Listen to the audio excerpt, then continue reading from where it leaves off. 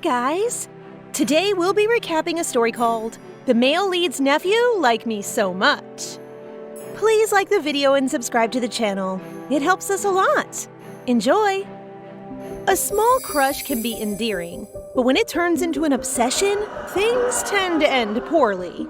This is the case of Charlize Lienta, the only beautiful daughter of Duke Lienta. She has a crush on Archduke Calix Elurion, the half-brother of the current emperor. As she develops feelings for him, she becomes obsessed with him and starts stalking him. However, since he already has a partner, she tries to kill her to take him from her. That is how Charlize ends up meeting her demise because of a sudden turn of events. Or, at least, that is how it's established for her as the villainess of this story. Indeed, this is a fictional world. A year ago, she was reincarnated as the villain of this story. Fortunately, it was at a point in the story where the main characters hadn't met yet. Because of this, she was determined to make a change. She wanted to avoid a future where she would end up dead. In order to do that, she wrote a letter to the Archduke and disappeared into a distant territory. Unlike in the original novel, she decided to live far away peacefully. So far, Charlize is enjoying her life in the countryside. One day, she receives a note from her father ordering her to return to the capital. This is the start of her journey back to the capital after a year. On the road home, she decides to stop the carriage upon witnessing some adults bullying a little child.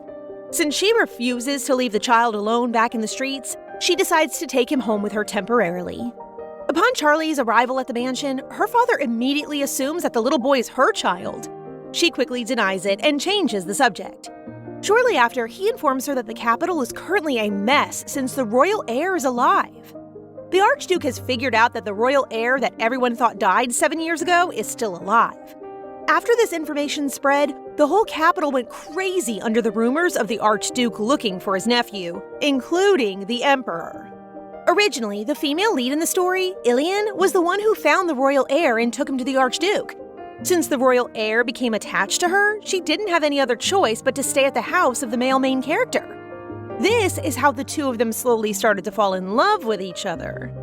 Currently, Charlize doesn't understand why this news is relevant for her return until her father mentions the letter she previously sent to the Archduke.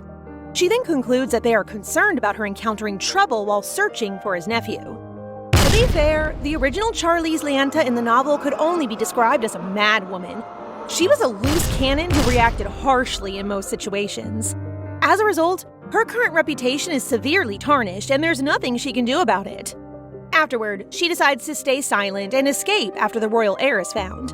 It likely won't take long to locate him, as his most distinguishing features, black hair and blue eyes, are well known.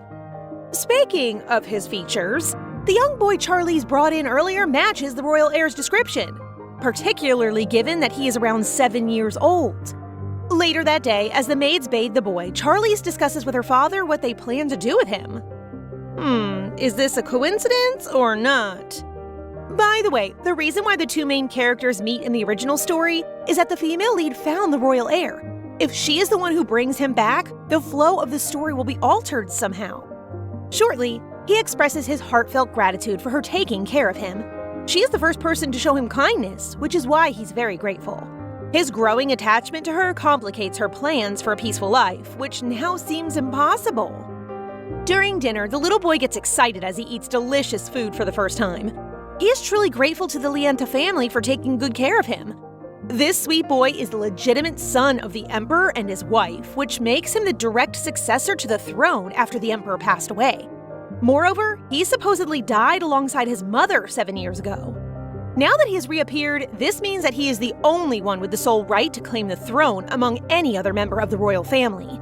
This effectively means that he has the power to kick the current emperor out of his position and claim it for himself. Surely, the current rulers are aware of that fact, so they won't stay put if they find out that the royal heir is alive. Charlize thinks of taking him to Calix, since he is probably the only one powerful enough to protect him from the current ruler. However, if she does that, the opportunity for the main characters to meet will disappear. Shortly, Duke Lienta excuses himself because he's having a stomachache due to stress. Because of this, the child blames himself, as he assumes that the Duke must be feeling sick for having to be next to a dirty and smelly kid like him. Growing up, everyone else always seemed to feel bad because of him. Upon hearing this, Charlize immediately consoled him. Just looking at him makes her feel good. From now on, no one can say mean things to him anymore, as she mentions his uncle who will protect him. Although the course of the story has already changed because of their meeting, the safety of the kid is what comes first. She tells him that she will bring him to his uncle the next day. Additionally, she assures him that his uncle is a good guy, despite looking quite scary. This makes him sad, afraid that he won't see her again. He doesn't believe there's another better person than her. He's so soft and pure, my heart is melting. Since Charlize is known as Calix's stalker, he will misunderstand if she appears with his nephew there. However, because of the kid's growing attachment to her, she decides to try to see him once in a while under one condition. This stresses him out since it has been a week since the search for the royal heir was announced, yet they still haven't found him. Afraid that the throne will be taken away from him, the current emperor may have already gotten rid of the child. For Calix, the only thing that he cares about is for the nephew to be alive and safe. He is willing to give anything to whoever brings the child to him safely. The next day, Charlize arranges for a plane carriage to discreetly transport the royal heir to Calix. She instructs him not to mention her name to the Archduke and to act as if they are strangers. This is her condition because if the Archduke discovers she was the one who brought him there, he'll be mad and they will never be able to see each other again. Shortly after, the royal heir makes a pinky promise to her, swearing to honor her request. Upon arriving at the royal palace, the royal heir hesitates to go inside. He wants to tell Charlize that he wishes to stay with her forever, but he fears she might find it annoying. In the end, he resolves not to bother her anymore, realizing that if he does, they may never see each other again. From now on, Charlize doesn't need to worry, as Calix will take good care of the child. However, she is troubled by the fact that, unlike the original story, she has disrupted the first meeting between the male and female leads. Even though she's not a big fan of the novel, she feels sorry for Ilian for missing the chance to have a better life. She doesn't want to meddle in their affairs, but eventually decides to sponsor poor artists and the orphanage upon getting home. Upon hearing her plan, Duke Liente is moved. He promptly decides to speak with the banker and provides her with a temporary allowance to help her proceed with her plan. He is willing to give her everything she wants, indulging her too much. This is probably why the original Charlize is very arrogant and bossy. Several days later, she gets a lot of pocket money from her father in her bank account. Afterward, she proceeds to withdraw her money as scheduled. Shortly after, she witnesses Ilian getting bullied by a man who is destroying her paintings. Irian, the female lead of the novel, comes from a humble family background. She has put up with the despise from others since she was born. If everything is on track, she's destined for the male lead, and Sasha, the royal heir, is the turning point that will change her whole life. However, since Charlize ruined it, she decides to lend her a helping hand, or else she will be remorseful. Shortly after, she approaches Ilian and compliments her paintings. On the other hand, Calix offers to read a book to help Sasha fall asleep, but he refuses. Instead, he decides to stay with him until he drifts off. He is willing to do anything for his nephew without getting tired. As the royal heir drifts to sleep, he softly calls out Sister Charl repeatedly. Uh-oh, they're going to discover Charlize's secret in no time. While in his office, Liban, Calix's aide, catches him mentioning the name Charl. He then explains that Sasha kept mumbling that name while sleeping and even burst into tears. He assumes that there must be a reason that the royal heir said nothing about his benefactor, because he's a clever and smart child. With this, he orders Liban to investigate in silence and find out who rescued his nephew. Moreover, Calix plans to postpone this ceremony to announce the existence of Prince Sasha next week. In the meantime, he wants to find the girl named Charl as soon as possible.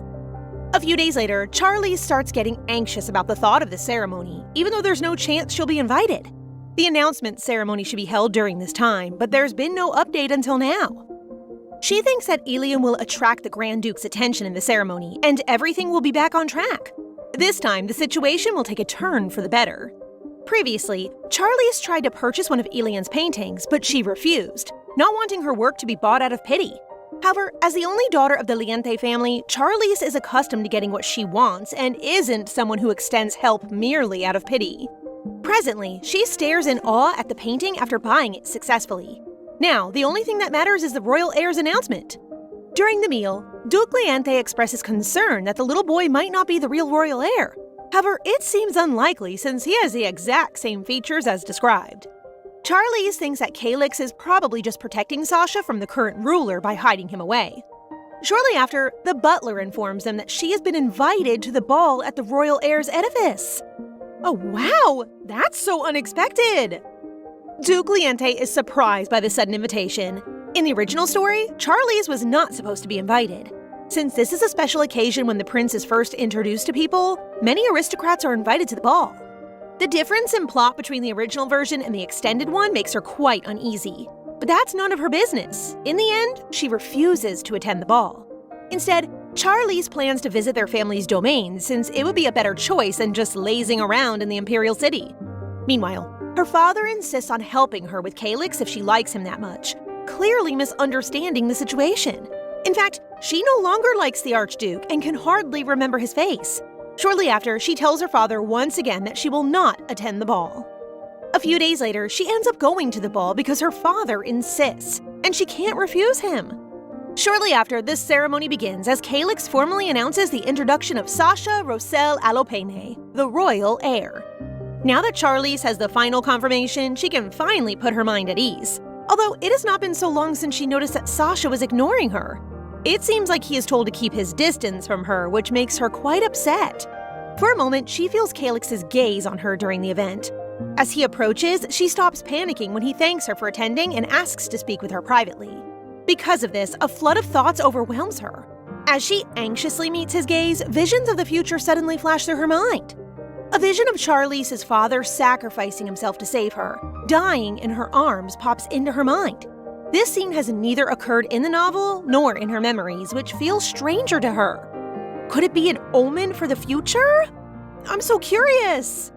If looking into Calyx's eyes allowed her to glimpse the future, then she wants to see it again. Shortly after, they head to the balcony where they can speak privately. Without delay, he asks if she is the one who brought Sasha to him before. Admittedly, Charlize hasn't been searching for the royal heir intentionally. She was simply passing by and saw him by chance even before noticing the flyers. Thanks to her, Sasha was rescued. Now he asks her what she desires, promising to grant it.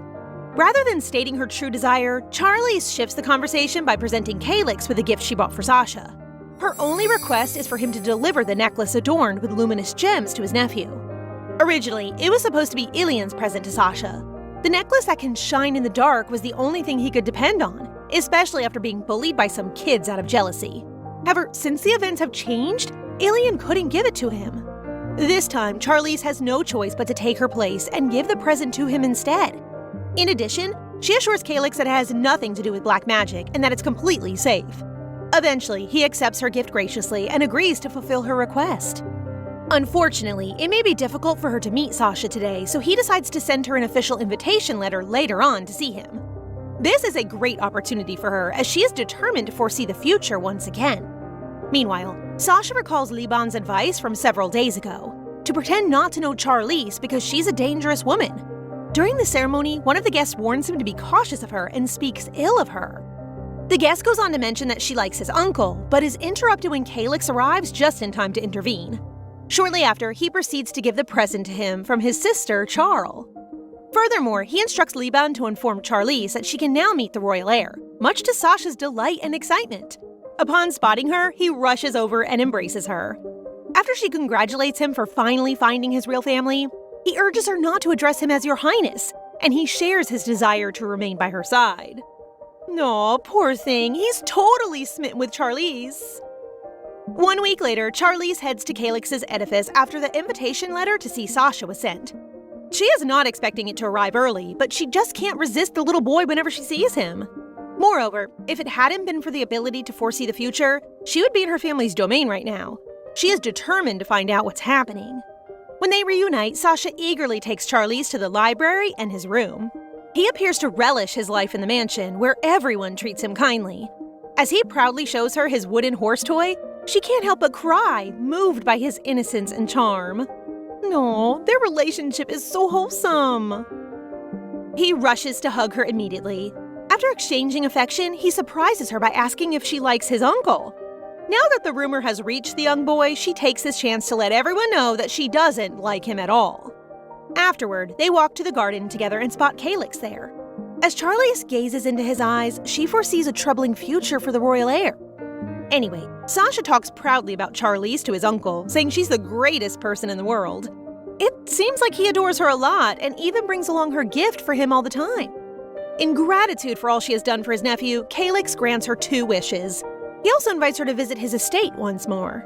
She intends to return, planning to use one of the wishes granted by the Archduke to arrange a meeting between Sasha and Elian. Several days later, Elian expresses gratitude to Charlize, now that many people are interested in her drawings. After complimenting her talent, she initiates the topic of getting married. Unlike her parents, who love each other, Elian is unsure if she could be happy like them. She simply wants to spend the rest of her life painting. Indeed, the mere mention of painting makes her smile so happily.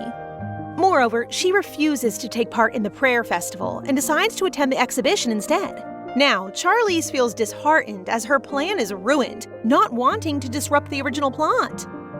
On the day of the holy day, Charlize ends up coming alone. While looking for Sasha, she bumps into Rosetta Aklis, one of the characters who hates her in the novel. Rosetta is still the same, as she curiously asks if she's become a little more gentle after resting in the territory for a year. To be fair, the original Charlize treated her badly many times, so her actions are understandable. Although the original story is a bit messy, there are still things she doesn't know. Thus, she needs to clear up the rumor that she likes Calyx. When she asks her for a favor, Rosetta suddenly excuses herself. Afterward, Charlize continues looking for Sasha. As she heads to the forest, she hears voices on the other side near the lake. Shortly after, she witnesses some young boys bullying the royal heir and talking badly about her. She intervenes immediately to stop them. After confronting them, the boys, despite being the bullies, begin to cry. In a fit of anger, Lord Bayer, one of the boys, pushes Sasha into the lake. This place is known as the Nest of the Beast God because within its temple lies a beast of light sleeping in the lake bed. It's considered a sacred lake, and falling into it does not lead to drowning. Despite Sasha being an imperial figure who can still breathe, Charlize jumps in to save him, hoping to prevent him from enduring painful memories of suffering alone in the dark.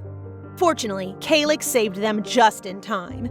He looks at her with evident concern. Calyx is waiting for Sasha to wake up at the Duke of Iludion's mansion that evening when he suddenly remembers Charles worrying about her Prince Charming. Calyx finds it strange and amusing that Sasha worries for and pursues Charlize, even though he has only known her for a maximum of 2 days. Then, Calyx remembers that he experienced that same warmth from his brother, and that it is naturally difficult to forget the warmth that arrives at the most crucial moment. This helps him fully understand Sasha's behavior toward Charlize. While Calyx is waiting for Sasha to wake up, Liban then reports to Calyx that Lord Bayer wants to apologize to Sasha. Hearing this, Calyx then instructs Liban to consider Lord Bayer temporarily since they immediately apologize. Calyx also instructs Liban to handle the other clans without mercy. Meanwhile, Charlize is in the other room trying to drink the tonic the Duke has specially made for her. While trying the drink, Calyx suddenly appears, asking about her well-being and suggesting that she rest more. Charlize replies to Calyx that she is feeling better and thanks Calyx for saving her. Hearing this, Calyx reminds Charlize that he is supposed to thank her for saving Charles. Calyx then informs Charlize that the clan who pushed Charles are the ones the Empress favors the most. Calyx also tells her that Charles might threaten the Empress since he has claim to the throne, which makes him a thorn in her side. Thus, Charlize helping Charles means she is now involved in the situation. Calyx then suggests to Charlize that it might be a great idea to let everyone know that she is the benefactor of the Grand Duke's family, and Charlize agrees with Calyx's suggestion. Upon arriving home, Charlize's father is waiting for her at the entrance of their mansion to welcome her and ask Charlize how she is. Seeing Charlize's father's worried face, Charlize tells her father that she's fine and not injured. After hearing this, Charlize's father hugs her and reminds her that he cannot stop worrying about her since she is his baby, which makes the maids adore them. Oh, look how cute Charlize's father is! After Charlize's interaction with her father, she suddenly opens the wrong room, thinking it's her room, only to find a light telling her to come inside and close the door. The light then introduces itself as the Beast of Light and asks Charlize to help it since Charles, his master, is afraid of it, thus asking Charlize what exact body it must transform for Charles to like it. Hearing this, Charlize agrees to help it while also asking the Beast of Light for one favor since it is known that there are many treasures in the nest of the Beast of Light. The next day, Charlize receives an invitation from the Empress stating that she's invited to a tea party, which Charlize is not happy hearing about. Ugh, another nasty Empress? At the Empress's palace, Charlize is in the room together with the Empress, who seriously thanks Charlize for saving Sasha. Hearing this, Charlize feels that the Empress is not really sincere with her thanks, but hides it by also thanking the Empress. When Charlize notices that the Empress is drinking her tea, Charlize also looks at her own tea and thinks twice about drinking it, since Empress Katerina Lenik is known to be a druggist who is good at making extreme poison. When Charlize is about to drink her tea, Katerina asks her if she wants to be engaged with Calyx since she's the benefactor of the Grand Duke family. Hearing the Empress's suggestion, Charlize respectfully declines Katerina and tells her that she doesn't intend to marry yet. Next, Katerina then instructs Marquise to investigate Charlize, since she is condescending and even knows how to refuse an offer to seduce Calyx. Katerina also tells Marquise her desire to get rid of Sasha so she can totally claim the throne. Upon arriving home, Charlize is then informed by the maids that Elian is waiting in the office. Hearing this, Charlize then walks to the office. As she enters the room, Elian happily congratulates her since there are rumors that Charlize is successful in making Calyx fall in love with her. Charlize feels awkward with the whole marriage rumor talk, thus she suddenly changes the subject by asking Elian what their meeting is about. Elian then gives Charlize invitations to the exhibit and tells Charlize there will be a lot of great work since some works are from Marquise Vanachel. Hearing Marquise Vanachel's name, Charlize agrees to go to the exhibit since the Empress might also go there since Marquise is Katerina's subordinate in the original stories. A week later, Charlize's mansion is in chaos, and she is making a big deal of Sasha and Calyx visiting her mansion, and also since a maid lost Sasha's letter since it did not have the official seal of the Grand Duke's house. Charlize is then informed that Calyx and Sasha's carriage has arrived at the mansion's entrance. Hearing this, Charlize approaches them and warmly welcomes Sasha and Calyx. Sasha then looks at Charlize and tells her he misses her so much.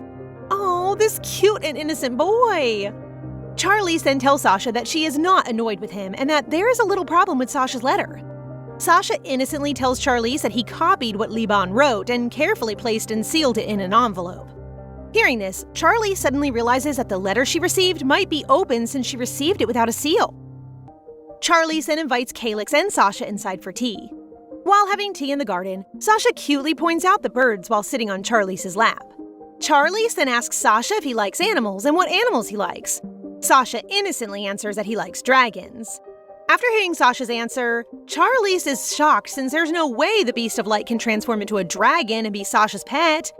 Looking at Charlize's weird reaction, Sasha then explains that he likes dragons since they always appear in the fairy tale stories that Calyx reads to him every night. Thus, he enjoys them. This little boy has weird taste. Calyx then joins their conversation by telling Charlize that she needs to see Sasha more often, since Sasha is happier and bubblier with Charlize's presence. Charlize agrees, but informs Calyx that she can't meet Sasha for 3 days since she will participate in an exhibit party.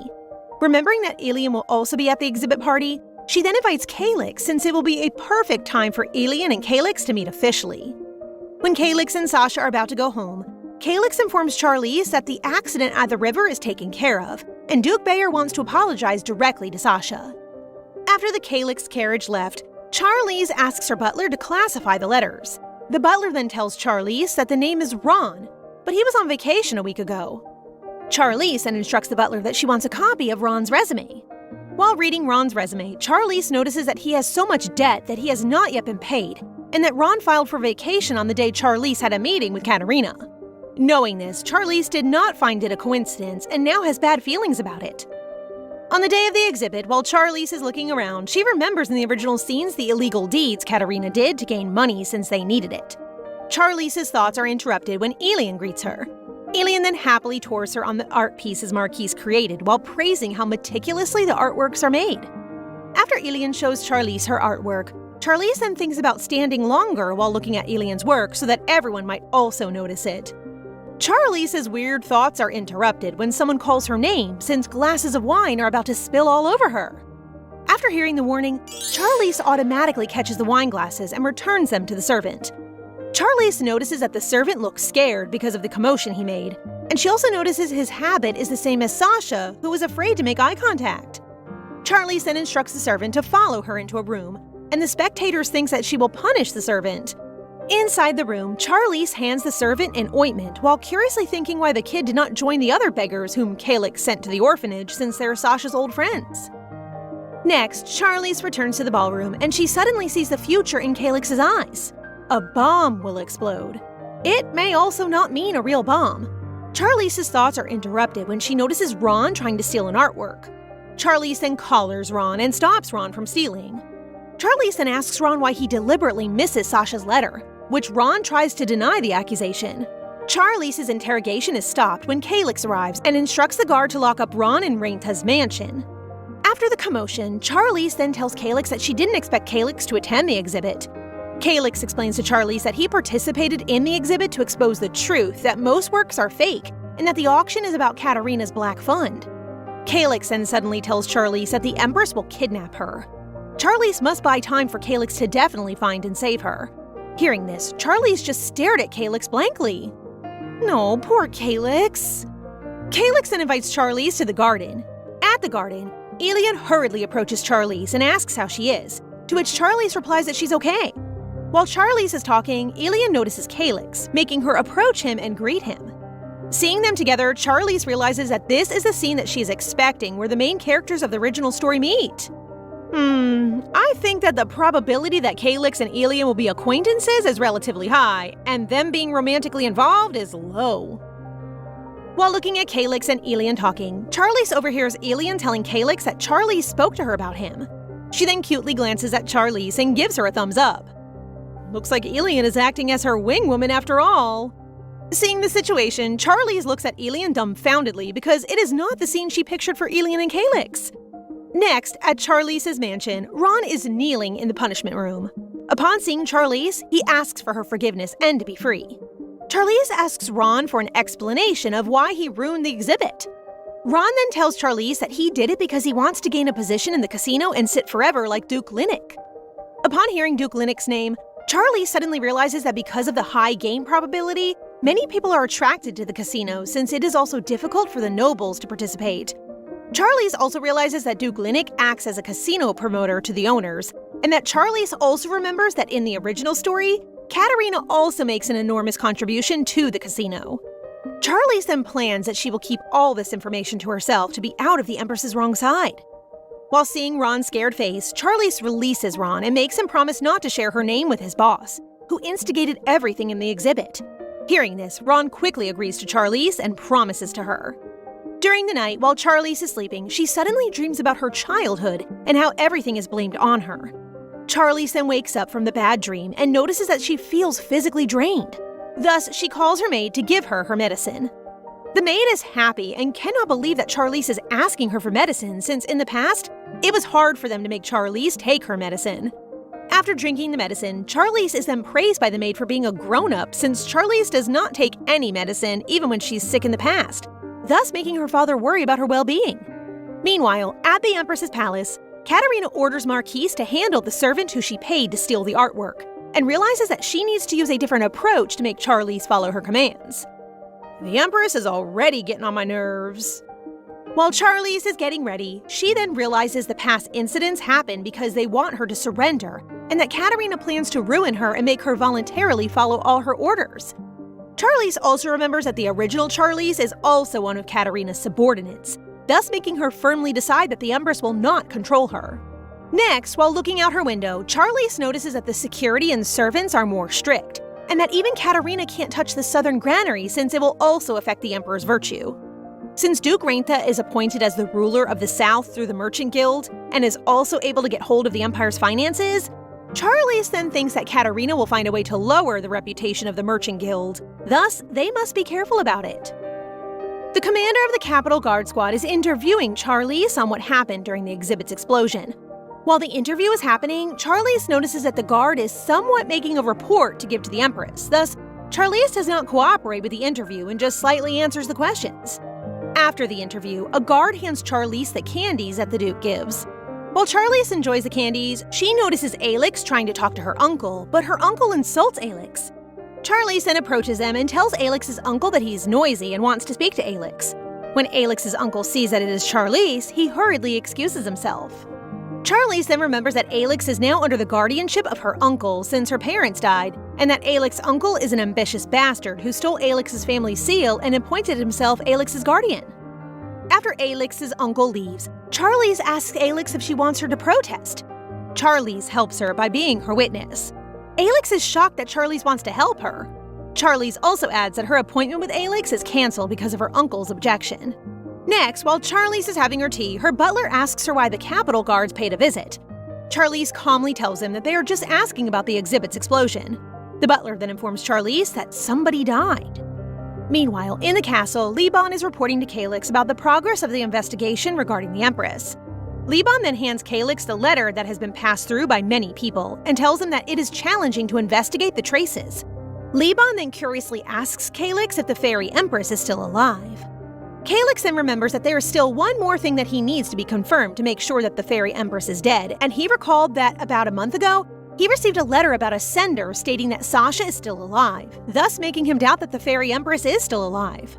Calyx also remembers that his brother is about to unravel who Sasha's biological mother is, but his brother also passed away from an unknown illness. The next day, Sasha is in the garden and is happily running toward Charlize. When Sasha is in front of Charlize, he then concernedly asks Charlize how she is after what happened at the exhibit. Oh, this cute and pure kid. Charlize then tells Sasha that she is fine and eating well too, and thanks Sasha for being concerned. Charlize then asks and invites Sasha to tour around the garden. Calyx then joins their conversation by asking if it is okay to follow Sasha and Charlize, which she awkwardly agrees to.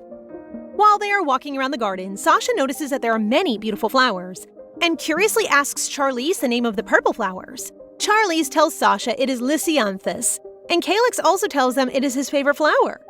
Charlize then realizes that the Lisianthus flowers are planted by the old Charlize, who is a stalker of Calyx. The situation is more awkward when Calyx teases Charlize that it has been a long time since he toured Charlize's garden. That's right! Old Charlize was so crazy about Calyx. Seeing that Calyx and Charlize are talking, Sasha grabs Liban and informs them that he wants to greet Duke Reynald. Being alone, Calyx then tells Charlize that she must be surprised by Ron's sudden death. While they are talking, Charlize is again able to see the future. After Calyx and Sasha leave, Charlize begins to write about the incident when she can see the future. While writing it down, she realizes that she has never seen the future of any other character in the original stories, and she remembers Labette Ronatus, a candidate for the position of Calyx's fiancé. Ooh, this is bound to get interesting! Meanwhile, Katerina arrives at her house. Upon arrival, Katerina asks the butler how her father is doing. The butler informs her that the doctor has not found the reason for his illness. While staring at her father, Katerina feels strange, like a puzzle piece stuck in the wrong place, even if it is her home. Katerina also remembers how her father considers everyone with the bloodline of the Duke Linnick family as Linnick, including her, even if nobles do not accept illegitimate children. Duke Linnick kills everyone who knows Katerina's existence to be able not to leave a stain on his reputation, even though the Duchess is killed and is not able to avoid the tragedy. Gosh, her father is so intense! These noble people really are too much sometimes. Katerina coldly and sarcastically tells the weak Duke Linnick that she will repay him for telling her about her childhood, and that maybe one day Katerina will put the poison that she made for him into Duke Linnick's mouth, while also pouring on the Duke's lips a medicine that Katerina informs that the royal palace prescribed it. The next day, Charlize is busy checking the boxes and thinking about when she and Labette will meet. While looking at the list, a child calls her excitedly and asks Charlize if she remembers her. While Angel is trying to talk to Charlize, someone angrily grabs her and shouts at her that she must not dare stand in front of nobles. Angry at how the guy is treating Angel, Charlize then stops the guy and scarily tells the guy that during the time Duke Reynald was a prime minister, he specified the child labor law, thus he disobeyed the law. The guy ran away because of how scary Charlize looked. After the incident, Charlize asks Angel why she is working since the orphanage gives them free meals, but then realizes that Angel is saving for her to be able to find her brother Sasha.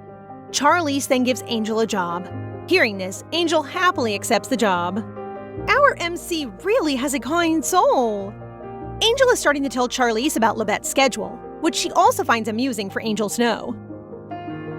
A carriage is running toward them, but is stopped when Charlize comes face to face with the horse's nostrils. An elegant lady concernedly got off the carriage and asked how Charlize was. My gosh, that woman is stunning! Even our MC is amazed by how bedazzling she is. Charlize knows that this is her opportunity, so she quickly shows the woman that she has a scratch on her arm. Labette then invites Charlize to her mansion to treat a small scratch. Charlize then smiles and thinks to herself that she might be able to see the future again since she knows Labette's. The Empire is composed of 3 Duke families. the family of Charlize, the Reinta, the family of the Empress, the Linnick, and lastly, the family that got entangled with Charles, the Bayer family. And only the Reinta family has a daughter. Well, she should be recognized as a graceful lady, but with the evilness she had in the story, the Lady of the Golden Lily, Libet Ronatus, is the only one acknowledged by the elite, trying to humble her. On a quiet afternoon, the thoughts of Charlize are spoken out loud as she lies in her bed. She has surely moved according to the original story, but she saw nothing like a vision of the future. It was nothing near her expectations. It all boils down to the fact that only through the Grand Duke Calyx she can see the future. Should she make a move to be closer to him? Her thoughts are running deeper when a voice calls for her, the Beast God. The Beast God, who is in the form of a lizard, settles in her bed, downhearted. He was thinking of his master Charles. As dejecting as it may be, the lizard thinks that his master hates him. Well, hate is a strong word. He was probably just surprised by his appearance. Unlike the not-so-welcoming encounter of the two, the boy treated the Duchess much warmer, showing fondness for her. This gives an idea to the Beast God. She should worship him. The correlation? That we're not sure of. In the dining area, Charlize and her father are sharing a meal. A supposedly peaceful meal, but her father is evidently bothered. By what? Well, it's the sight of his daughter eating like she does not have a foot-long lizard dangling around her neck. It looks like she really is worshipping the Beast God. Secretly. Even though the sight is so bizarre, the two of them sure look adorable together. But there is another matter that bothers the man. The fake items coming from the Merchant Guild. With this great trouble, he asks for her emotional support, but she has greater things in mind with much greater goals needed to be achieved. It is now time to lend her hand and intelligence to their business. Is it genuine help coming from her as a daughter? No, she just needs a facade. After all, being a lady would only limit her in finding someone. A few days later, she heads to the maker of the fake items. Thankfully, she was able to remember the place according to the original story, just 3 miles from the capital. As she enters the place, the man immediately recognizes her. The man thinks lowly of her for not knowing that he has made fake items for their merchant guild. What an opportunity for him, but unbeknownst to him, it is the other way around. The man bites to the bait unknowingly, and they close off the deal. Now, what could be the Empress's reaction? On the other hand, at the mansion of the Grand Duke, Charles is playing Jenga with the Duke, losing 3 times in a row. Nevertheless, he is immensely grateful to his uncle. As they continue their uncle-nephew bond, the Duke notices one thing. The child has forgotten about the fairy Empress that took care of him. Could it be that his memories were taken from him? Just like any father, the only wish of the Emperor was the safety of his son, and so on his deathbed, he asked his brother Calyx to take care of Charles. But this promise is no easy task. It was even harder when his power-hungry half-brother Antonio took over the throne, just because Calyx's mother was from a lowly family and the true heir was still a child. Moreover, it felt like the end when the palace was consumed by fire, and no body of the baby nor his mother was found. But hope has yet to wither for Calyx. He waited to be the Grand Duke of Elorden. His position was all he needed to formally ask for the Emperor's help, the use of an imperial magic item in discerning the real heir. 7 years later, just like a miracle, Charles came back. All he is hoping for is for the child to live normally just like any child of his age. And so they never talked about what had happened, trying to keep the bad memories away. However, it seems like there are no memories at all. He must find the truth. The Duke snaps back to reality as the child calls for his attention. He does not want to play anymore, rather, he wants to write a letter for Charlize. Oh, what a sweet child he is. Contented of his output, Charles lets his uncle check his letter, but only to be tearily upset as the man teases him over a cute misspelled word of strawberries. Is it bad if he finds joy in his nephew's distress? Well, it only signifies that the child is finally open to showing emotions. In the Reinta merchandise, Charlize is surely taking time in the crafting plan to deceive the Empress, making sure that all is going smoothly. To start her plan, she proposes her new item to her father. The craftsman is definitely eager to deceive her as he sends a real item for the first sample. The pin is shining in beauty, and her father loves it, but this is not her goal. She is just waiting for someone to contact her, and after 3 days, the plan is on the move. The person she had been waiting for invited her over for tea. Across her is the Empress, who is not being so subtle with her agenda, the Duke's business. Let the trickery begin. The ladies, in their nice, prim, and proper masks, continue their chit-chat, particularly about business. Both certainly have their own hidden agenda, trying to lure out each other through kindness and gullibility. Charlize makes sure to be vocal about asking for a hand. She needs manpower for a new product, although it has come to the Empress that samples from the maker of counterfeit items are already sent. But she disregards this fact. After all, how often does an enemy call for help? On her way out of the Empress's place, she requests an escort to her carriage as she does not have a knight with her. But what is suspicious is that she requests a specific servant, Noah, the Empress's inferior. Does she know who this man is? The Empress hopes it is nothing but a random coincidence.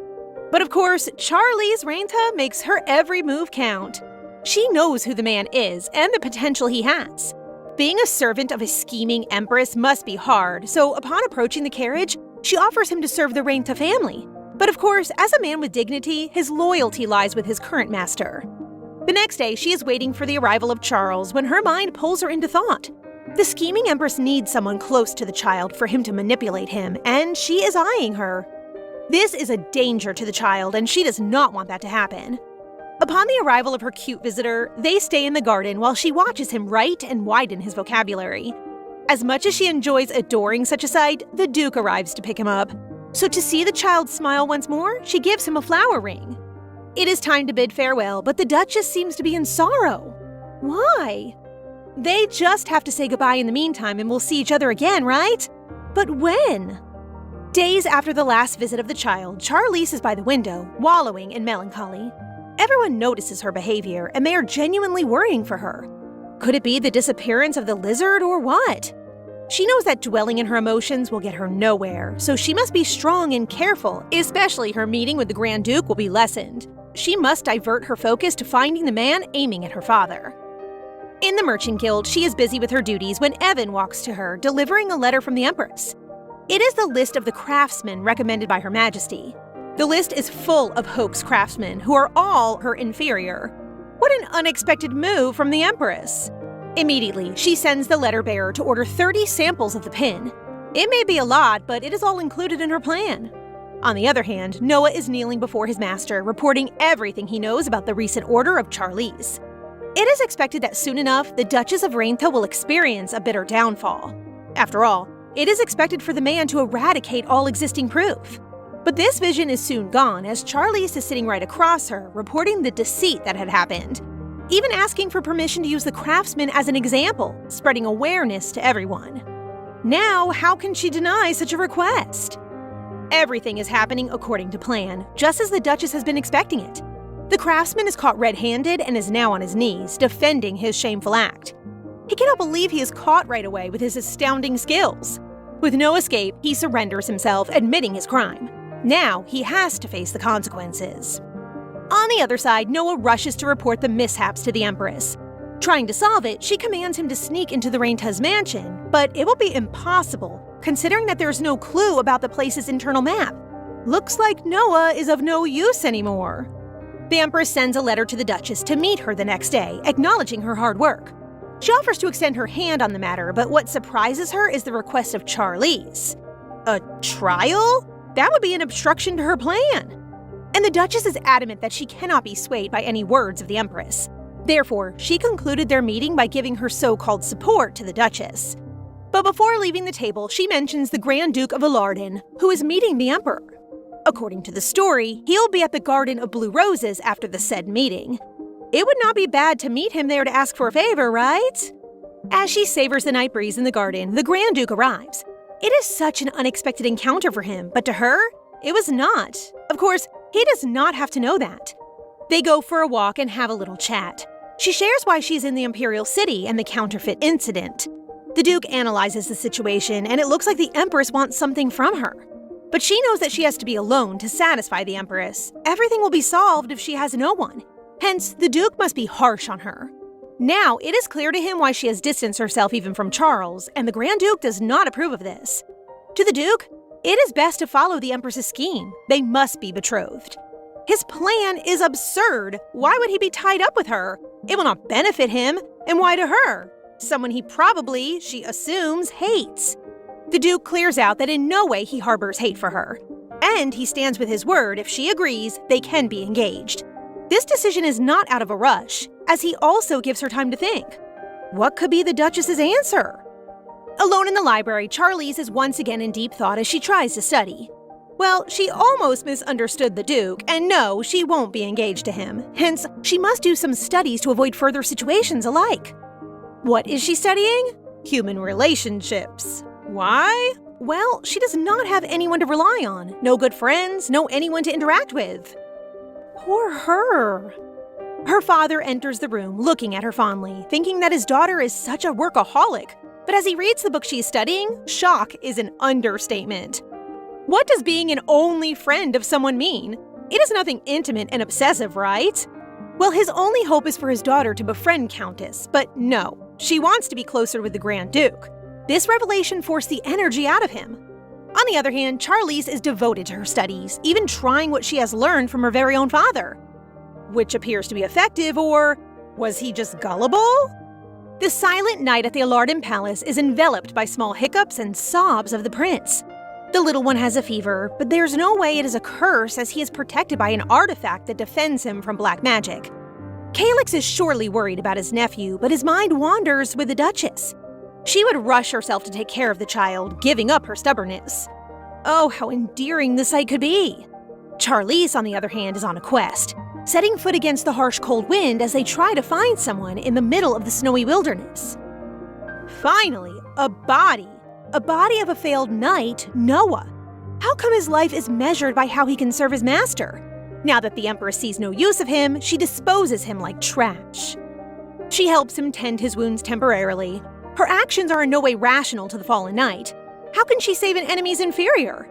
Specifically, the man who has spread rumors about her. But to her, the past must be left behind. He just needs to change himself to be better. The next day, the wounded knight faces the Duchess with his confidence and self-esteem lowered. He was discarded because of incompetence. Why would she pick up a useless and broken item? All his words are nothing, she has decided. She has chosen him already. Her words are like a soft care of comfort, causing him to fall on his knees and shower her with his gratitude. He makes sure of his usefulness as he immediately reports the last information he has. A news that is like a doom to the Duchess. The little prince has fallen ill. The illness of the little one has been talk among the elites. Symptoms of a fever among the royals are no joke. Historically, it is caused by a divine power before making a contract with the divine beast.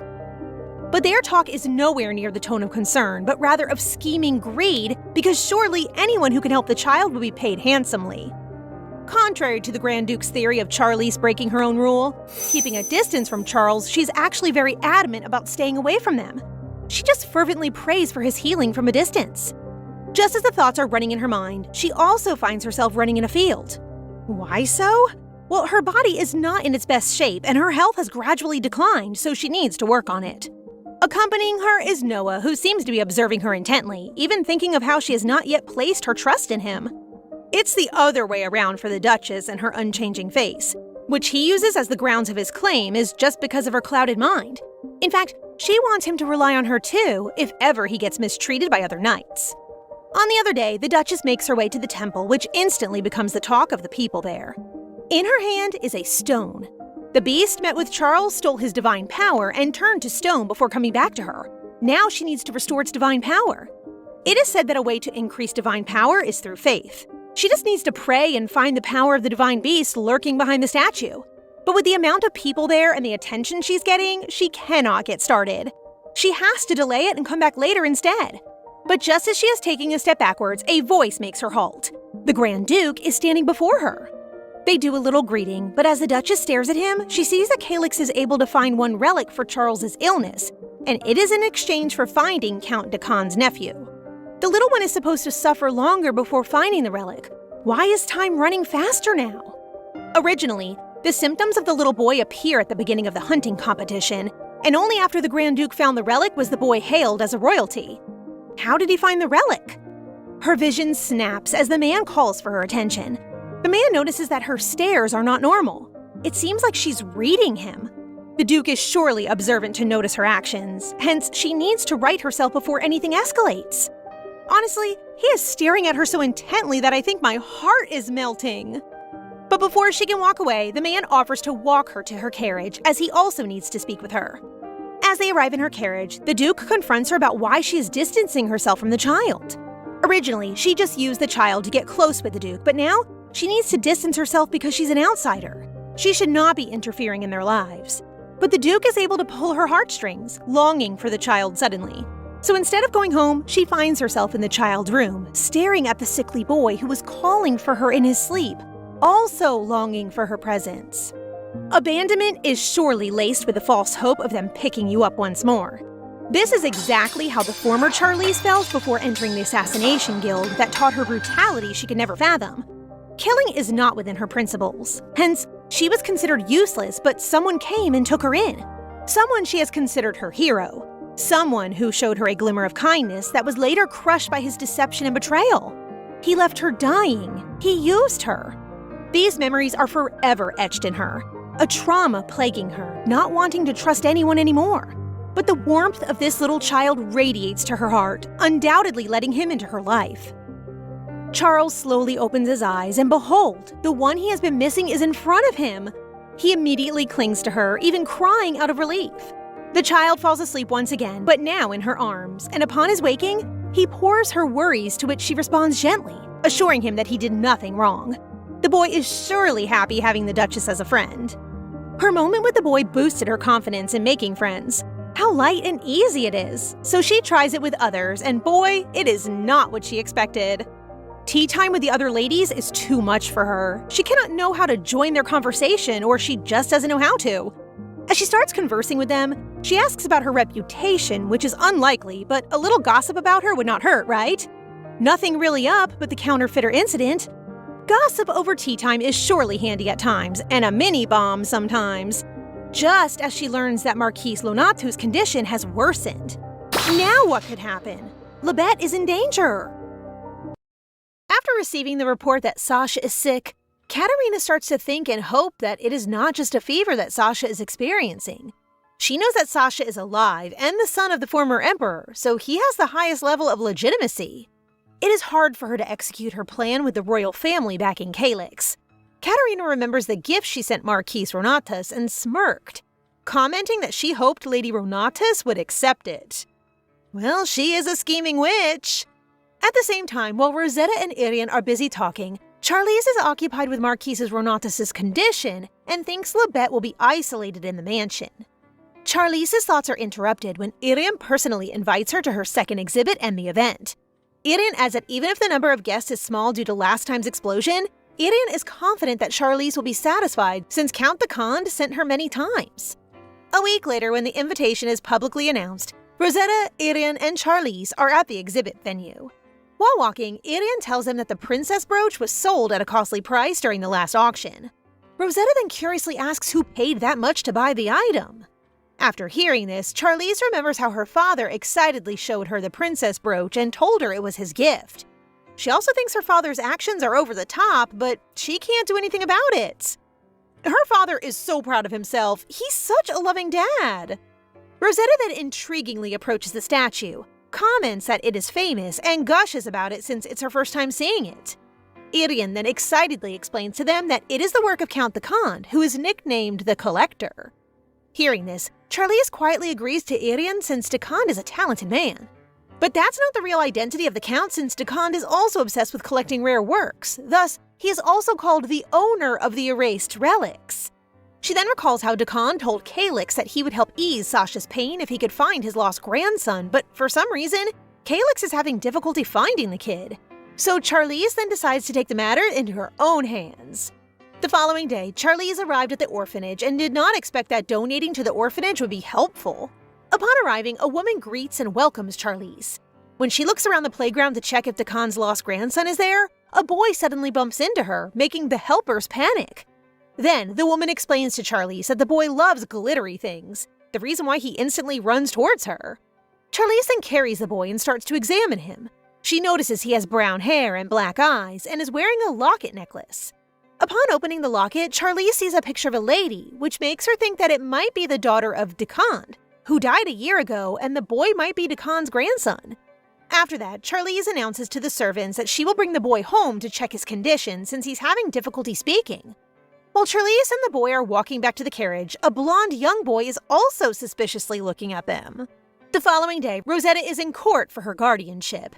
In court, Aklis starts crying and comments that she can't believe that Rosetta accuses them of deceiving her, since Rosetta did sign the papers. Rosetta then tells the judges that she did not sign the agreement and that it is not her signature. Hearing this, one of the judges asks Rosetta if she could give any evidence that it was not her signature. Rosetta then informs the judge that she has no evidence since she was reading in her bedroom back then, but tells the judge she knows that they paid the maidservant to testify that she did, which Hawthorne quickly objects to. The couple are fake people! Rosetta then tells the judge she has a witness to prove it and asks the witness to appear in court. Everyone is then surprised to see that Charlize is the witness. Arriving in court, Charlize shows the judge the past letters that Rosetta sent her and informs them that the signatures on the agreement differ from those on the past letters that Rosetta sent her. After verifying this, the judge agrees that the contract is void.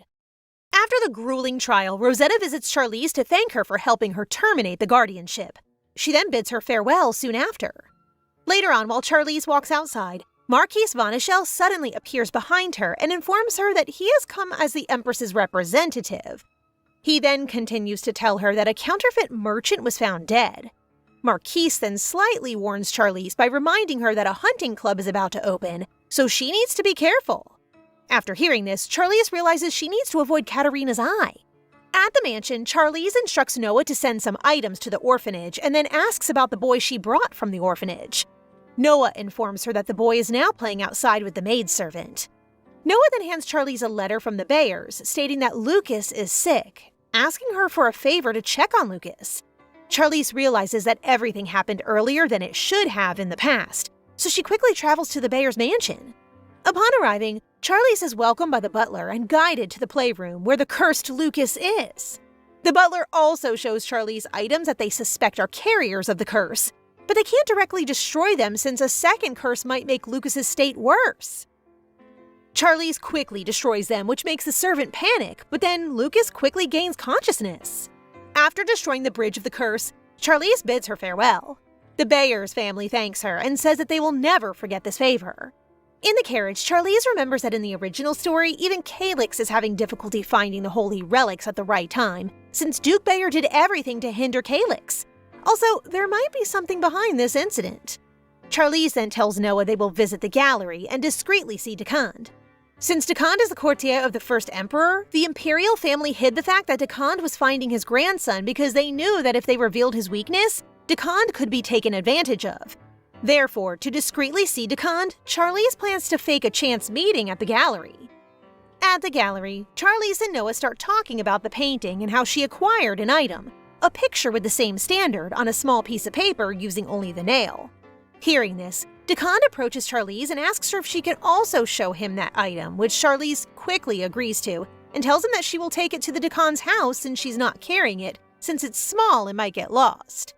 Charlize arrives at Dekand's house 3 days later, bringing the orphan boy. After seeing the boy, Dekand asks if the boy is the one who got the picture, which Charlize agrees to and shows Dekand the image in the boy's locket. Seeing this, Dekand then carries and hugs the boy since he knows that it's his grandson. Oh, what a sweet reunion! After that, Dekand asks Charlize what he can do to express his gratitude toward her. Charlize then asks if he can show her his treasure, which he quickly agrees to. Next, when they arrive at the treasure room, Dekand tells Charlize she can bring some of her likes. Charlize quickly sees the relic that can help cure Sasha, thus she points to it and tells Dekand that she only wants it. Meanwhile, Laban reports to Calyx that Charlize is seen at Dekand's house and asks if he will ask someone to follow up on Charlize, which Calyx rejects. While they are talking, a servant announces that Charlize has arrived and is in the receiving room, which surprises them. Yeah, Charlize is one step ahead of you, Calyx. Calyx arrives at the receiving area and asks Charlize about the urgent matter since she came to see him directly. Charlize then hands Calyx the relics that can help cure Sasha. After seeing them, Calyx tells Charlize that he meant to look for them, but due to Duke Bayer's curse, he's having difficulty standing, which might be dangerous for him too. Calyx then thanks Charlize and states that Dekand is not easy to give into, so she might have to work hard to acquire it. Thus, Calyx promises that he will grant anything to Charlize. Don't worry, Calyx. Acquiring the relics is like a walk in the park for Charlize.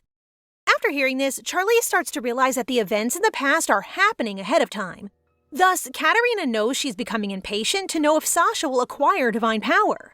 Charlize then tells Calyx that she wishes for him to protect and save Sasha first if anything happens during hunting day, which Calyx agrees to and comments that he will do it even if she didn't ask for it.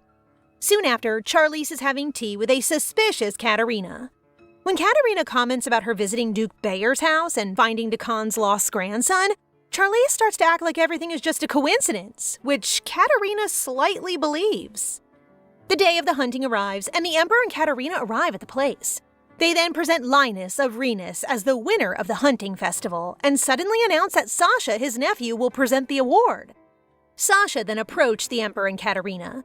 The Emperor then showed everyone a box, and informed them that it was a relic given directly to Rhenus and verified by the priest. Thus, anybody not in the royal family who touches the box will quickly experience an incident. The Emperor commented that nothing would happen since Sasha was his brother's son and hence a royal bloodline. This pathetic Emperor and Empress are both garbage for sabotaging an innocent child. When Sasha touched the box, a loud explosion suddenly erupted, causing the people in Sasha to panic and scream. While everyone is trying to process what happened, Duke Renaud quickly searches for Charlize and finds her lying on the ground while hugging Sasha. Duke Renaud quickly approaches them and asks if they're injured, to which Charlize quickly says no. Meanwhile, Calyx is furious about what happened since it was planned, but Liban reminds him to be calm and hide his expression since Katerina is watching. Calyx then starts to realize that Charlize was quick to catch Sasha, which makes them think that she knows there will be an explosion or something terrible might happen since she also asked him to protect Sasha during the hunting festival. He fails and can't do this since Elodin will be guilty of usurping the throne if he helps now. The Emperor then angrily announces that since the relic rejected Sasha, it proves that he is not of real royal blood. And since it was Charlize who presented Sasha, she's also guilty. Thus, he commands Charlize to be imprisoned for defaming the royal family. But Duke Renaud objects, making the Emperor question whether he also wants to use his immunity. After learning this, Charlize realizes that Katerina is attacking her and her father, who has immunity and freedom to move and do whatever he wants. She then announces that they don't have to do such a thing and wants to prove that Sasha is legitimate. Thus, Katerina asks the Emperor to give Charlize 1 week to prove it while acting like she cares about fair procedure. The witch is so fake and scheming! Calyx then asks if he can put Charlize under arrest in his mansion since Duke Renaud can't be trusted since it's his daughter. Hearing this, Charlize realizes that Calyx is doing this to protect her and Sasha from being at the imperial family place. Thus, Katerina can't pull any tricks. The Emperor then agrees to Calyx after his suggestion. While they're walking towards the carriage, Charlize notices Libet with Rhenus. Thus, she approaches Rhenus and informs him that his gift is well received, making him uncomfortable. Rhenus tries to deny any allegation, but Charlize looks at him and tells him that she will prove Sasha's legitimacy. Next, Rhenus angrily comments on how Charlize knows about the relic when he secretly delivers it to Lord Pinot. Libet tells him he should not have followed the Empress, but Rhenus replies that he's doing it for their family since Ronatas is getting sicker. Alone with her father, Libet remembers how Katerina blackmailed them to give the box to Pinot, who later gave it to the Emperor. Thus, it might be the one causing the explosion in the hunting festival. That night, at the royal palace, the Emperor expressed his satisfaction about the outcome of the hunting festival. Katerina just smiled at him and handed him the potion, which he gladly drank and quickly fell asleep. After that, Katerina comments to the sleeping Emperor that if he knows the true power of the relic, he will not be happy. As she walks out, she thinks the royal divine power is gone, but luckily, she is not careless. She also remembers Calyx's reaction where he starts to doubt Sasha as the fairy prince. Katerina then plans to get rid of Sasha before he can fully develop his divine power. The following day, Sasha wakes up from a bad dream, and Charlize quickly comforts him. Sasha then asks Charlize if she will still be his friend even if he's not the prince, and Charlize assures him that if he is not the fairy prince, they can always go back to the Reynauds to live there. Poor child, he is too young to experience those things. Soon, Calyx and Charlize meet, and he informs her that the nobles are more suspicious after the incident. He then tells her that he believes that Sasha is his nephew. Calyx also informs Charlize that Katerina might have touched the relic that determines the divine power before the hunting festival. The priest who verified it is also her subordinate, so nobody suspects it of being tampered with.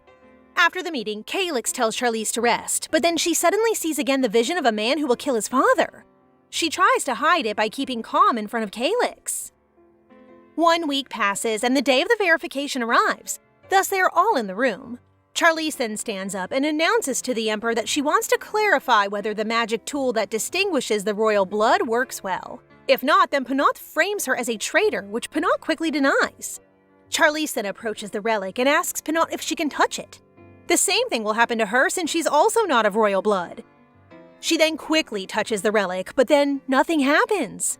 With this, Penauth becomes anxious and tries to explain that Rodante is a family that has existed since the nation's founding. But then Charlize again touches the relic, making it shine, and then informs everyone that the relic's function is to react to divine power while showing a divine stone.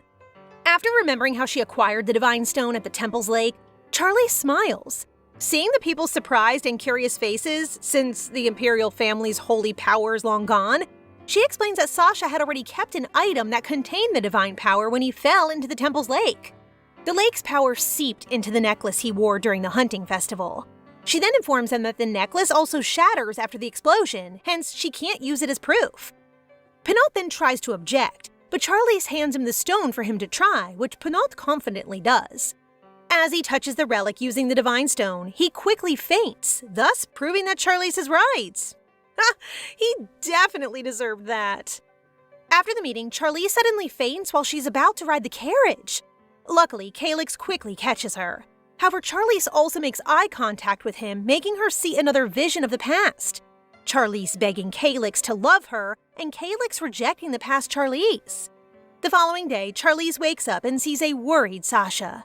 Sasha informs her that she slept for 2 days, and then announces that he will call Calyx. As Calyx arrives, Charlize announces that she will return to her house. She makes eye contact again when she's about to walk past Calyx, but out of nowhere, Charlize again has another vision, seeing her father desperately wanting to save her while looking at their burning mansion. He regrets not asking Calyx to help protect her. After that vision, Charlize is shocked to know that she might die in the future. Charlize then remembers that in the past, the old Charlize was blamed by her mother's nanny since her mother died when she was 6 years old. After Charlize's mother's death, the nanny became more strict and always punished Charlize for any mistake.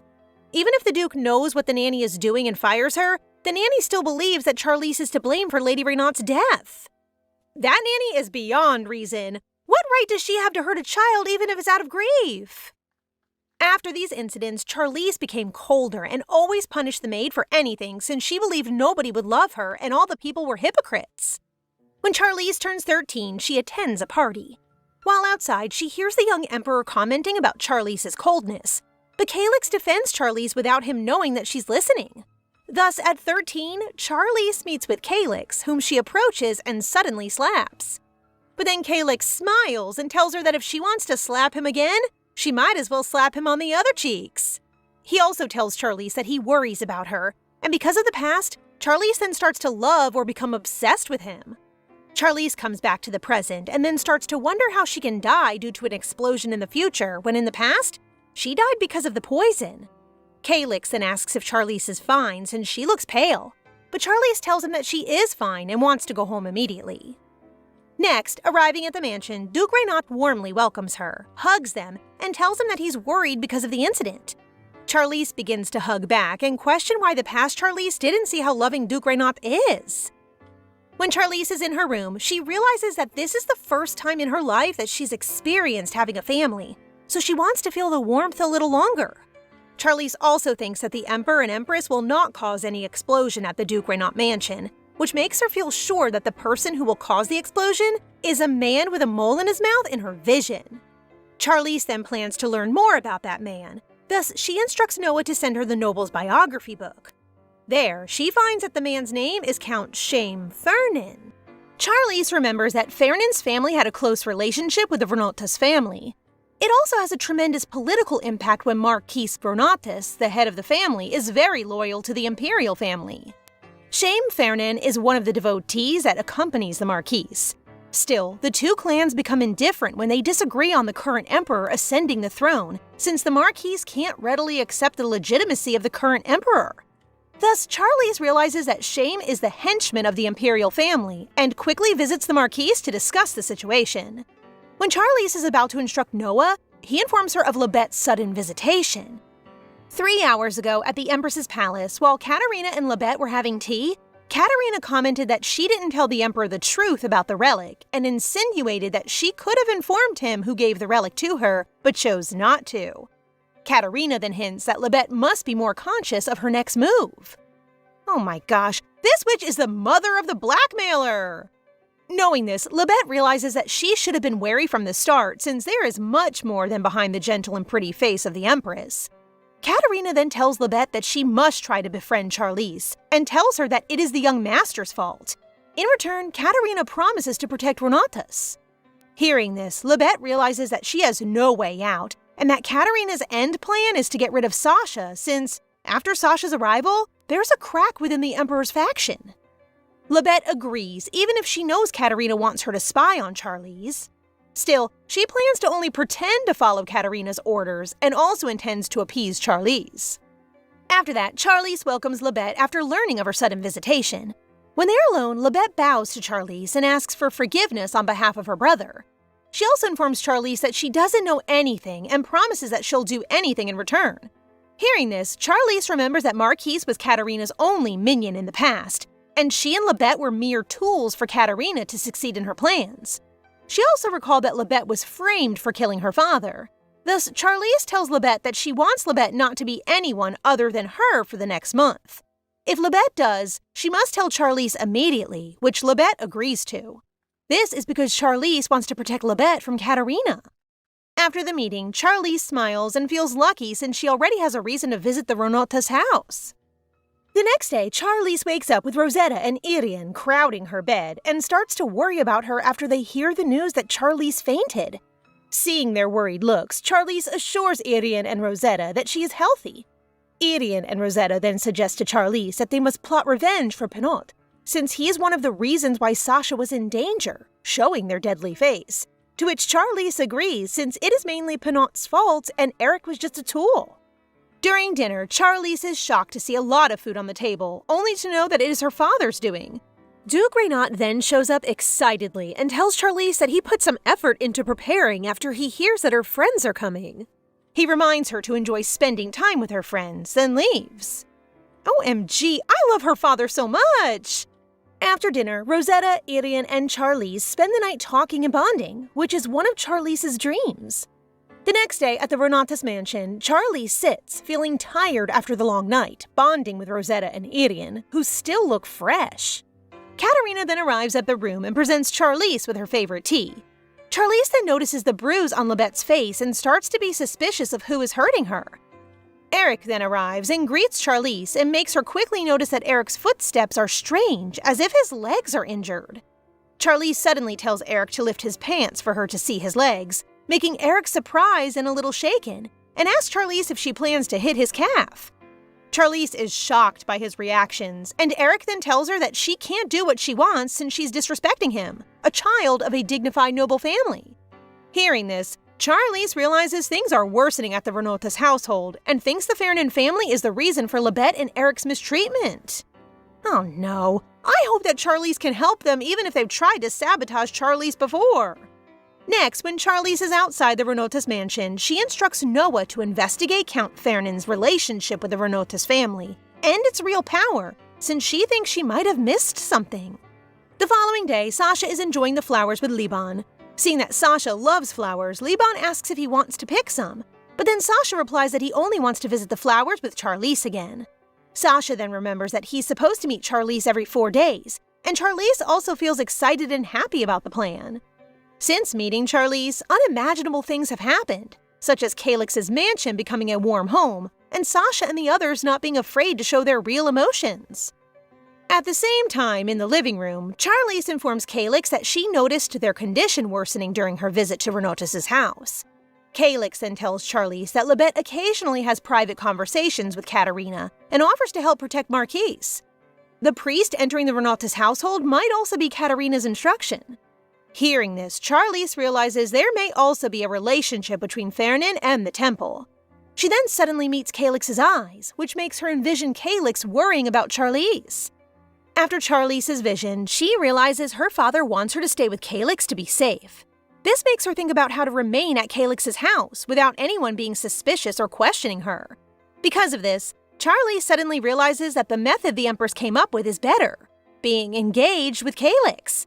Charlize uncontrollably blushes after thinking about being engaged to Calix, which makes Calix ask if she's fine, and she replies that she is. Ugh, why don't you both get married already? The next day, Charlize again visits Libet. On their way, Noah reports to Charlize that butler Ron Guesswell is currently the ruler of the Renotis household and is in cahoots with Fernan. However, when Libet finds out, she still has difficulty firing Ron. Thus, Charlize plans to track down Fernand's movements. Next, Charlize starts to plan how she can visit the unconscious Marquise without anyone being suspicious, since in the past, Marquise died due to fatal poisoning. That poison must be fed or scented discreetly, so Charlize wants to see Marquise's estate. Libet then asks Charlize if she wants to look at their garden, to which Charlize agrees. While in the garden, Charlize suddenly remembers about tuberose. Tuberose is not a poisonous type, but it is rare and is only found inside the temple. Thus, if someone sells it outside the temple, it will result in a heavy fine. But Charlize knows tuberose is poisonous and thinks it's not a coincidence that Marquise faints after discovering tuberose flowers in his house.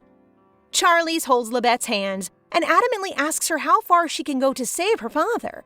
Libet then replies that even if she is torn between answering her truthfully or not, Libet tells Charlize that she wants to save her father's life more than anyone.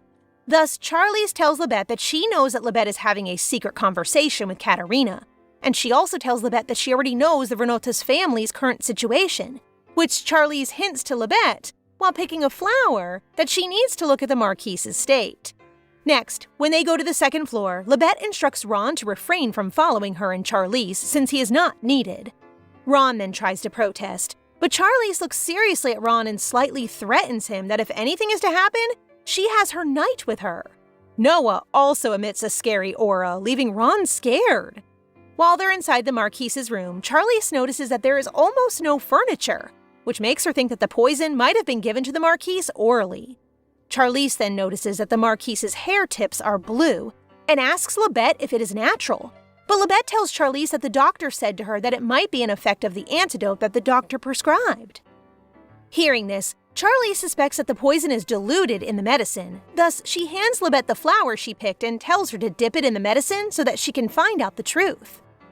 That night, Libet follows Charlize's instructions and realizes that the medicine that she gave her father is poison and that the doctors are in cahoots with Ron. Libet then tries to throw the poison, but stops and thinks that Ron might be suspicious. Thus, she proceeds to drink it herself. Drinking the poison isn't the smartest thing to do, also. A few days later, Charlize receives a letter from Libet saying that the Marquise is doing better and that they're preparing for a purge. After reading the letter, Charlize smiles and thinks she wants to avoid the ending like the original story. She can do this if she stays at Calix's house, which can only be obtained by being engaged with Calix. In the following days, Charlize plans to visit Calix, and she abruptly kneels and asks Calix to marry her. We love a girl who proposes first. A week before Charlize proposes to Calix, Fernan suddenly arrives at the Renotis mansion. He then asks Libet and Eric to see the Marquise, but Libet quickly rejects this and tells Fernan that her father is still in a situation where the Marquise needs to be wary of outsiders. Ron then tries to guilt-trip Libet, saying that Fernan is not anybody since he and the Renotis family are longtime friends.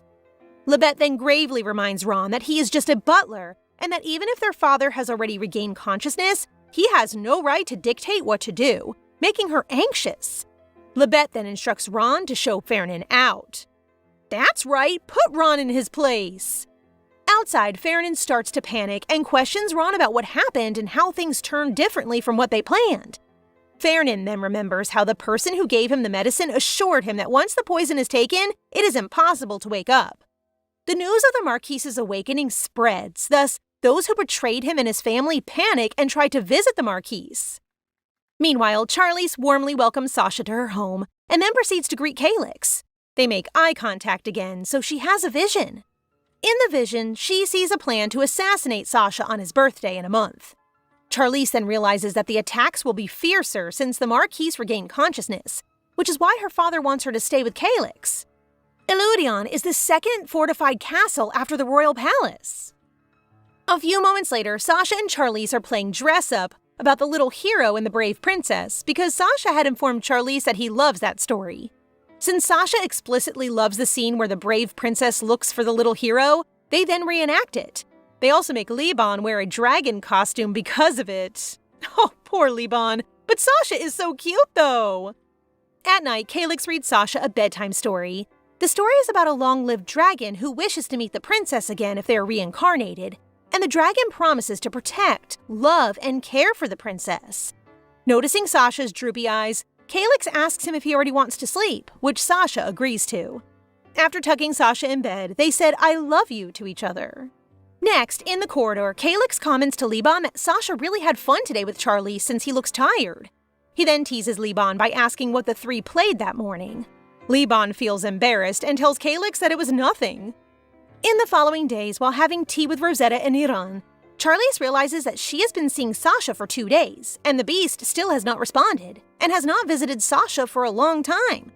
Rosetta then calls Charlize's attention, and Charlize asks what they're talking about. Rosetta starts to say that they're talking about a famous novel, in which the main leads begin as a contract couple and later fall in love with each other.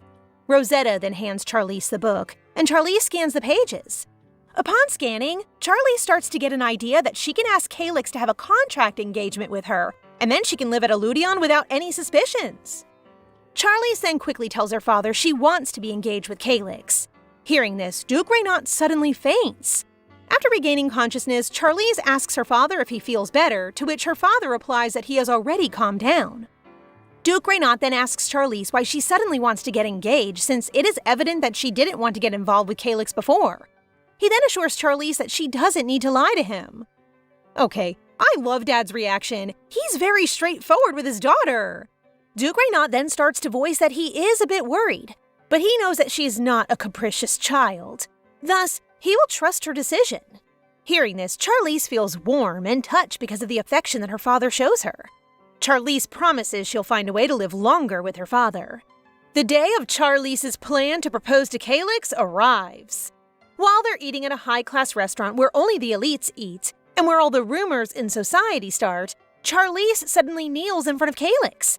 She asks him to engage with her, surprising Calyx. Calyx then helps Charlize stand up while asking if Duke Reynat knows about her plan, to which Charlize directly says yes. Hearing this, Calyx then agrees with the engagement while placing the ring in Charlize's hands. Meanwhile, other noble stars gossip about what happened. While walking outside the restaurant, Charlize feels satisfied since the engagement contract is successful. With so many people at the restaurant, the rumors will probably spread throughout the Empire by tomorrow. That Lady Reynat has captured the Grand Duke of Illudion. Yup, gossip has wings. Charlize is distracted when Calyx asks if he can have her attention, and Charlize notices Calyx smiling at her. Looking into Calyx's eyes, Charlize starts to see Katerina and Libet talking. Also, during that afternoon, Charlize and Calyx's engagement spread. Calyx then comments that Charlize wants the rumors to quickly reach Katerina since Charlize doesn't mind the man following them. Charlize then thanks Calyx while still calling him Grand Duke. Calyx tells Charlize that they need to stop formally addressing each other so that no one will get suspicious, which makes Charlize agree to it. The following day, Charlize receives 2 letters and a gift from Melissa: medicine. The butler then informs Charlize that she must drink it and leave nothing behind, which Charlize is unwilling to follow. Charlize then reads the first letter from Rosetta, and in it, Rosetta rants about Charlize not informing them first about her engagement, and that she only knows it from other people. The second letter is an invitation from the orphanage. Next, upon arriving at the orphanage where Charlize had found the Khan's grandson, the caretakers warmly welcome her and guide her to the tables to eat. Arriving at the table, a child is about to jump again towards her, but luckily, the caretaker stops it. As they eat, the kids start to enjoy the food prepared by a chef. After eating, the children begin to thank Charlize, which she finds so cute, but she continues to show a straight face in front of the kids. A kid then approaches Charlize, stating that Charlize might want them to greet again and present to greet on the kid's behalf. Charlize suddenly makes eye contact with the kid, which makes her have a vision. Thus, she asks what the kid's name is. The kid introduces himself as Rodante. Charlize then offers Rodante the opportunity to work as an accountant at Renat, to which he agrees. After that, while traveling home, Charlize starts to remember her vision with Rodante, where the child follows a person and their words are filled with the irony of her praising a god. But Charlize knows that he won't worship any since the gods cruelly took his sister. Charlize then realizes she only gets one vision daily, mainly before sunset. Next, while still traveling, the beast suddenly surprises Charlize. She then asks where he has been, but the beast tells her it's complicated to explain. The following day, Liban explains to Sasha that Charlize and Calyx are engaged. Upon hearing this, Sasha starts to get excited since Charlize will be his aunt. He also tells Liban that he already has a hunch that the two are in a relationship. Sasha then starts talking about excitement and happiness since he can always see Charlize daily. He also mentions having siblings, which shocks Liban. Okay, Sasha needs to hold his horses since having a baby is something else. Meanwhile, Charlize is in the meeting room with Calyx. Charlize starts to comment that the world is abuzz with the news about them being engaged and thanks Calyx for temporarily agreeing to engage with her. Charlize then approaches Calyx and tells him, with a serious tone in her voice, the truth about her intermittent ability to see the future. While waiting for Calyx's reaction, Charlize starts to remember that she had hidden her abilities in the past, which caused a misunderstanding. That is why she has now decided to come clean to him to avoid a misunderstanding. Charlize also remembers her conversation with the Beast, who has difficulty gathering divine power and is inaccessible after coming into contact with the sacred relic the last time. Also, the Beast asks Charlize to protect Sasha in the meantime, since it's having difficulty appearing at the Duke's mansion, a request which Charlize agrees to and accepts. After that, Calyx asked how Charlize could see the future. Charlize explains to Calyx how she could see the vision, and after that, Calyx thanked her, which shocked Charlize since she didn't expect his response. Charlize then explained that she wanted to stay at the Grand Duke's house to protect and quickly see the future, which Calyx felt thankful for Charlize trying to protect Sasha. Next, Charlize and Calyx agree to make Charlize look into the future by looking into Calyx's eyes now. Upon looking, Charlize sees herself smiling, and it seems they're celebrating her birthday. She also notices that Calyx looks at Charlize with gentle eyes. A few days later, Charlize visits a pastry shop and orders everything on the menu while telling the servant to prepare it carefully since she will give it to Calyx as a gift, because today she will move in at the Grand Duke's mansion. Charlize specifically tries to make other people hear so that they'll start to gossip about it. While waiting for the pastries, Noah asks Charlize if she'll be fine staying at the Grand Duke's mansion without bringing any bodyguards or maids. Charlize assures Noah that it's okay. Life as an official resident of Calyx's mansion is fast approaching for Charlize. Charlize follows as the butler introduces her to the room she is designated to be residing in while being in the palace. She recalls the setting of her old room in the palace in her past life, and it feels way too similar that she can even remember the placements of the furniture. Anyhow, the butler brings down her luggage and subsequently acquaints Charlize with her personal maid, Leah. Leah sees Charlize as someone half good and half mad, but within Leah's heart, Charlize is someone strict and intimidating.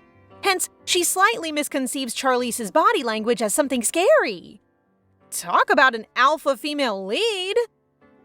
Correlatively, as Charlize asks the butler why she can't call him for whatever she needs, it feels like a threat to Leah, so she jolts and stutters as she offers to prepare the princess's bath and arrange her luggage.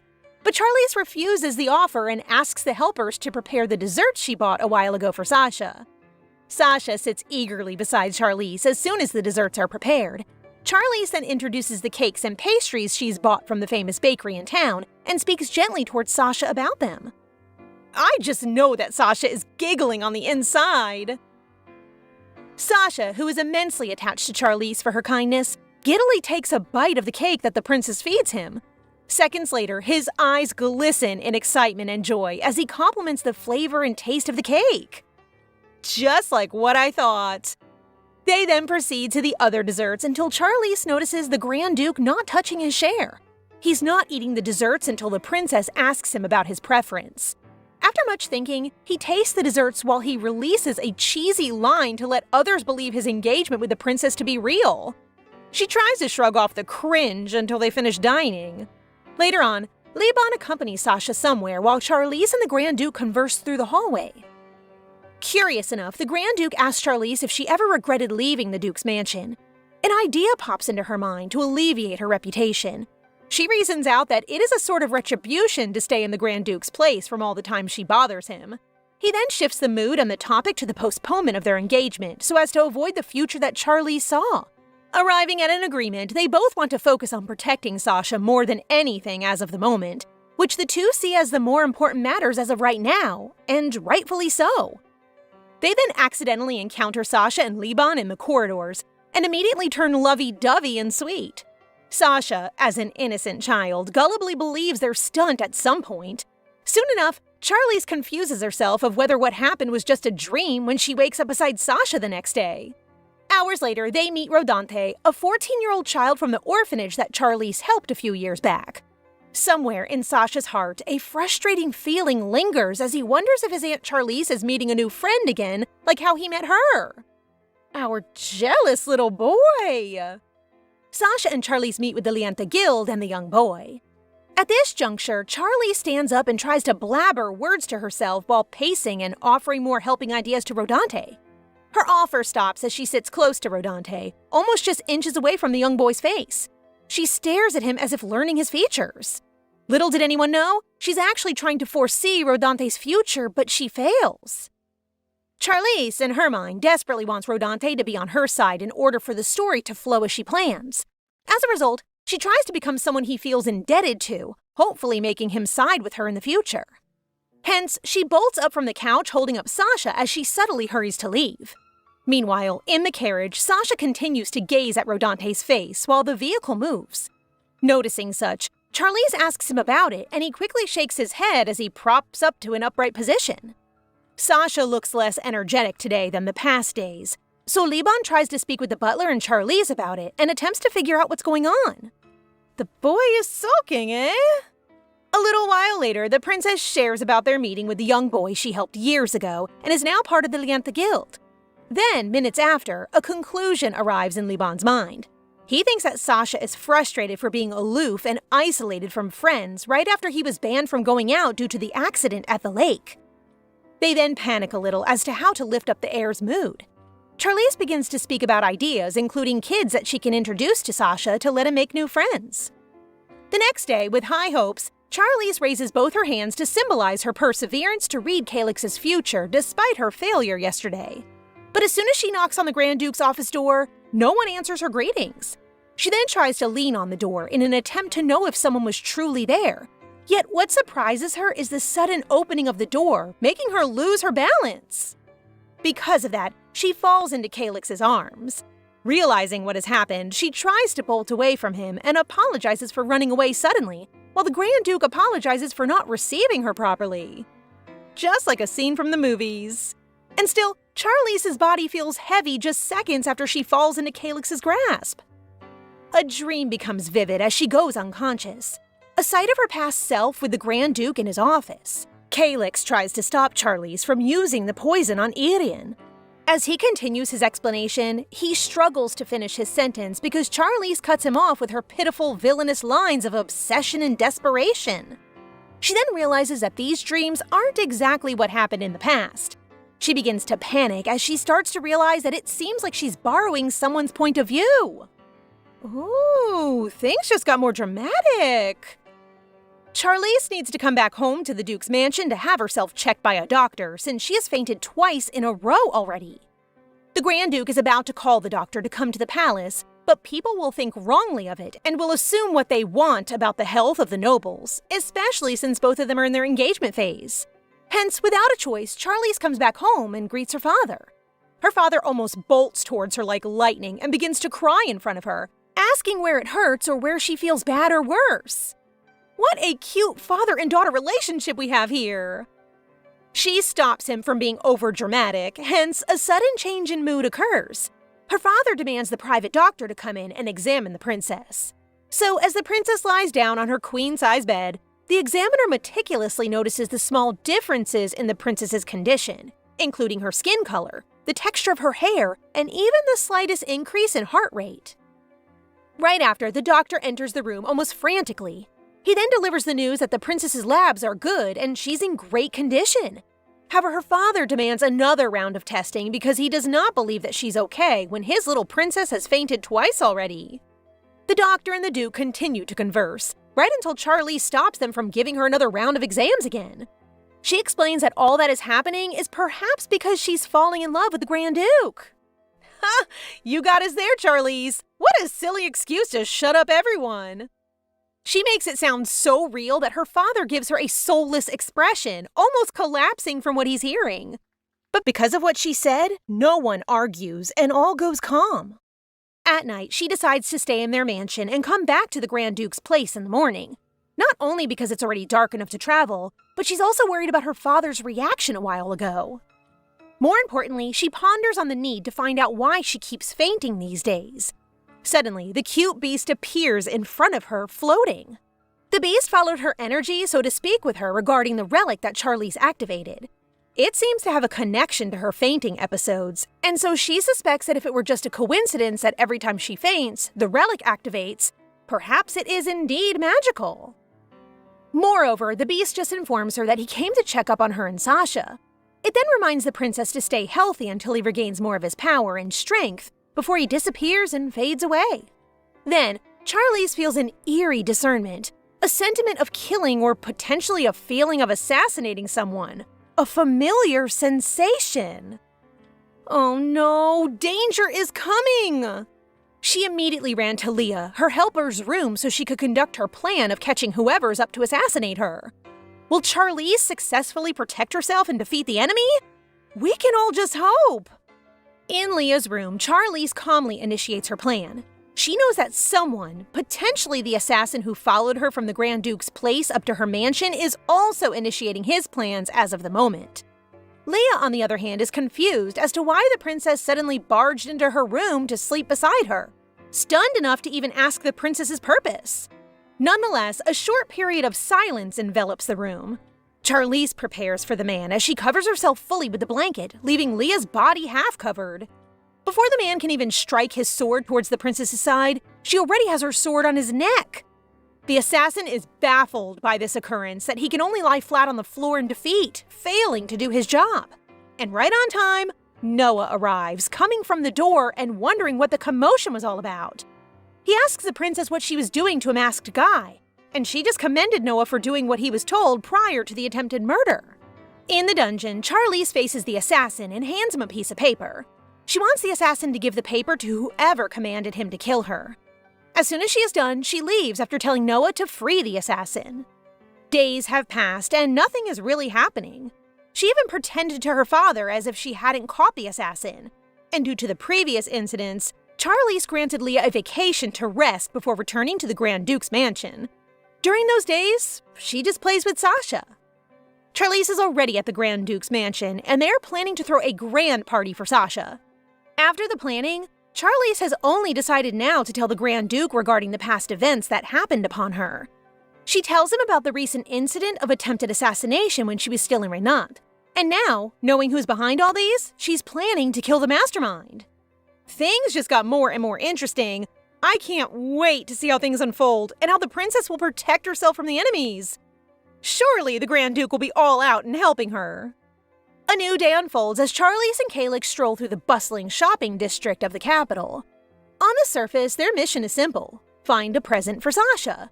But beneath lies a darker purpose: to draw out the failed assassin sent by Count Fernan. Their first stop is a glamorous costume shop. The moment they enter, the staff can't hide their excitement. The Grand Duke and the enchanting Charlize together? It's like a romance novel come to life. Giggling and eager to impress, they bring out their most exquisite dresses, eager to see Charlize shine. Charlize begins trying on an array of stunning gowns. The colors, emerald, ruby, sapphire, dazzle like precious jewels, and every dress seems to enhance her natural elegance. But just as Charlize starts feeling overwhelmed by the sheer number of options, Calix insists she try on one last dress. Reluctantly, she agrees. When she steps out of the fitting room, dressed in an ethereal blue and white princess gown, the room falls silent. The staff were practically starstruck. Even Calix is completely captivated. Without missing a beat, he takes her hand and kisses it gently, murmuring his admiration. Then they turn to their real objective, flushing out the lurking assassin. Splitting up to create the perfect opportunity, they wait for the attacker to make a move. The assassin takes the bait and targets Charlize, but his attempt is a failure. Charlize moves with speed and precision, defending herself with flawless swordsmanship. In moments, the assassin lies defeated. Bow down to this queen. She's beauty, she's grace, and she wields a blade like a pro. Calyx arrives at the scene. His surprise is evident as he sees Charlize's swordsmanship skill. He approaches her, his expression softening as he takes out a handkerchief to gently wipe the blood from her face. Then, like the classic gentleman he is, he drapes his coat over her shoulders. As Charlize looks up at him, she can't help but wonder why Calyx always worries about her so much. Her cheeks flush at the thought. Admit it, Charlize, he's got you blushing and we are all here for it. In a dimly lit room, a sinister plot unfolds. The Duke, trembling with fear for his own life, listens intently to his master's cold command: assassinate Princess Reincarnation. This time, failure is not an option. Lost in his thoughts, the Duke broods over the malevolent scheme to eliminate Charlize. Suddenly, a loud knock shatters his dark reverie. Irritated as ever, he stomps towards the door, ready to lash out at his hapless servant. But to his shock, in strides Charlize herself, exuding an aura of authority. Her first words are convincing and precise. Charlize accuses the Duke of orchestrating an assassination attempt against her. The Duke freezes, his expression morphing from irritation to outright terror as he realizes that Charlize stands before him alive and well. In the living room, a nervous servant enters with a tray of tea. The Duke, ever the schemer, offers the cup to Charlize, but she doesn't even blink. Her sharp instincts tell her something is suspicious. Poison, perhaps? Feigning innocence, the Duke insists it's all a misunderstanding. Charlize, however, is relentless. She challenges him, have the servant drink the tea first. The Duke hesitates, but ultimately orders the poor man to take a sip. Hours later, the servant collapses, confirming Charlize's suspicions. Without wasting another moment, Charlize storms out of the mansion, her mind racing. To her surprise, the Grand Duke, Calyx, is waiting for her outside. She hands him a vial of the poison retrieved from the mansion and requests an investigation. Calyx, ever dependable, agrees without hesitation. As Charlize ponders the tangled web of danger she's caught in, her thoughts turn to the Empress. Could the Empress be involved behind the attempts on her life? Discussing their suspicions, Charlize and Calyx hatch a plan. Spread the word that the Duke attempted to assassinate the princess. A scandal of this magnitude will undoubtedly rattle their enemies. But amid the plotting and strategizing, Charlize's focus wavers. Her gaze lingers on Calyx, who looks every bit the dashing hero. In an unguarded moment, an inappropriate thought crosses her mind. Oh no, not now, Charlize! Flustered, she quickly excuses herself, cheeks burning with embarrassment, and retreats before her thoughts betray her further. A princess has her limits, after all.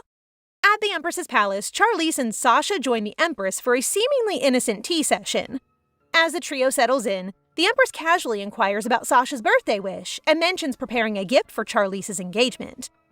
But beneath Charlize's poised demeanor lies a storm of suspicion. She's convinced the Empress conspired with Duke Ferdinand to have her killed. Talk about awkward tea time thoughts. Still, Charlize plays the part, keeping her composure as she digs for clues to fuel her investigation. And then, boom, the Empress drops a bombshell. She's pregnant. Charlize grows in shock. The Empress even swears them both to secrecy. Later, at the Grand Duke's residence, Charlize and Calyx discuss the Empress's shocking announcement. They piece together their scattered thoughts, but once again, Charlize's mind drifts. Focus, girl!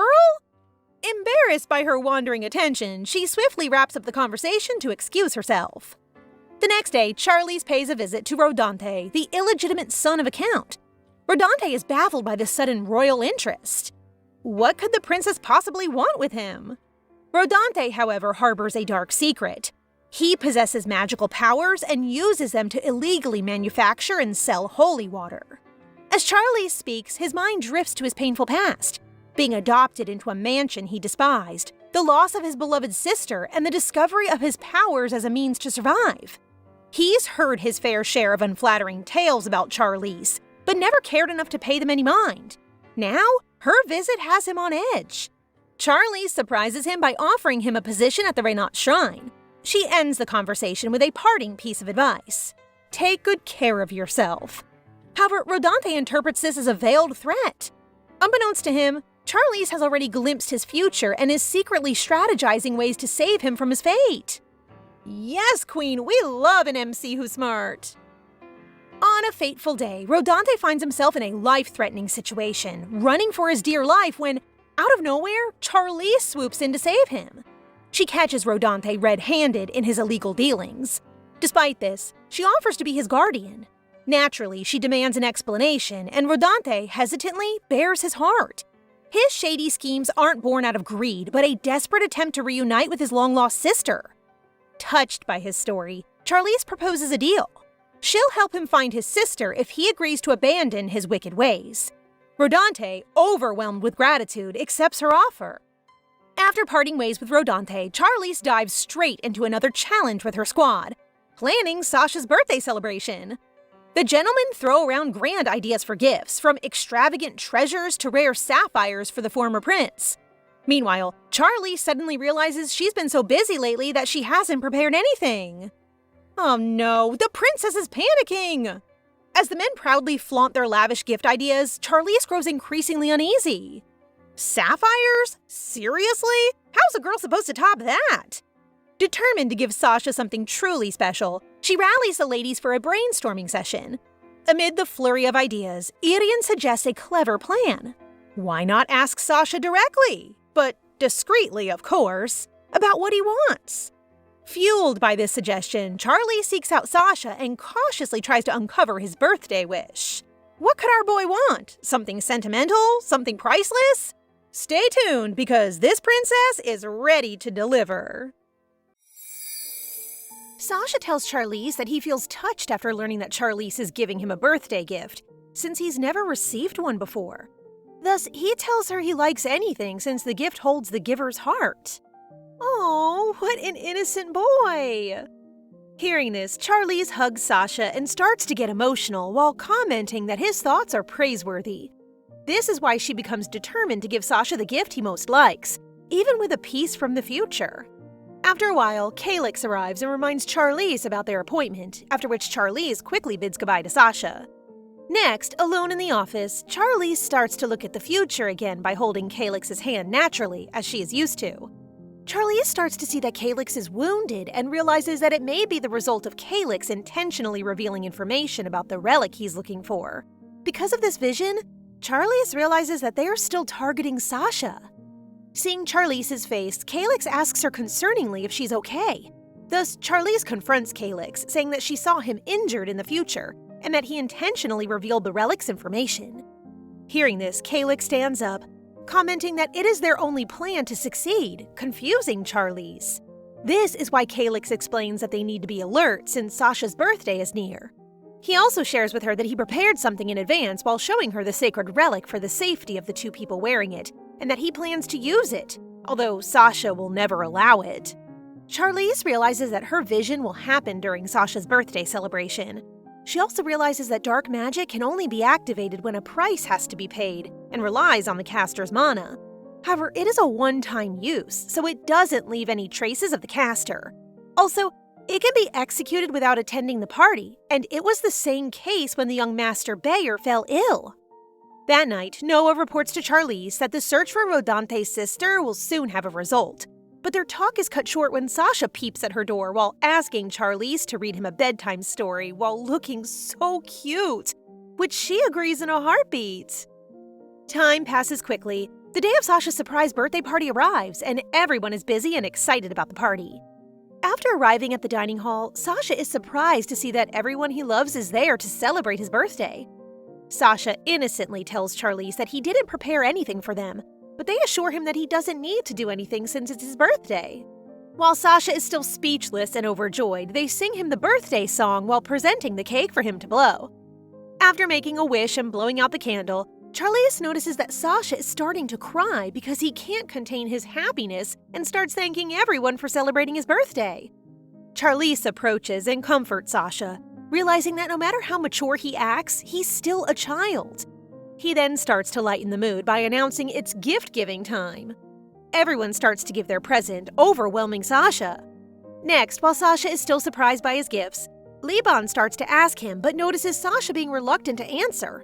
Thus, Liban tells Sasha that he can tell first the second thing that he likes the most, which he replies that he likes the storybook, and he happily continues to share that the third thing he wants is the gemstone, which is followed by the gloves and is stopped by a defeated Calyx, while telling them that they shouldn't rank the first and fifth gift.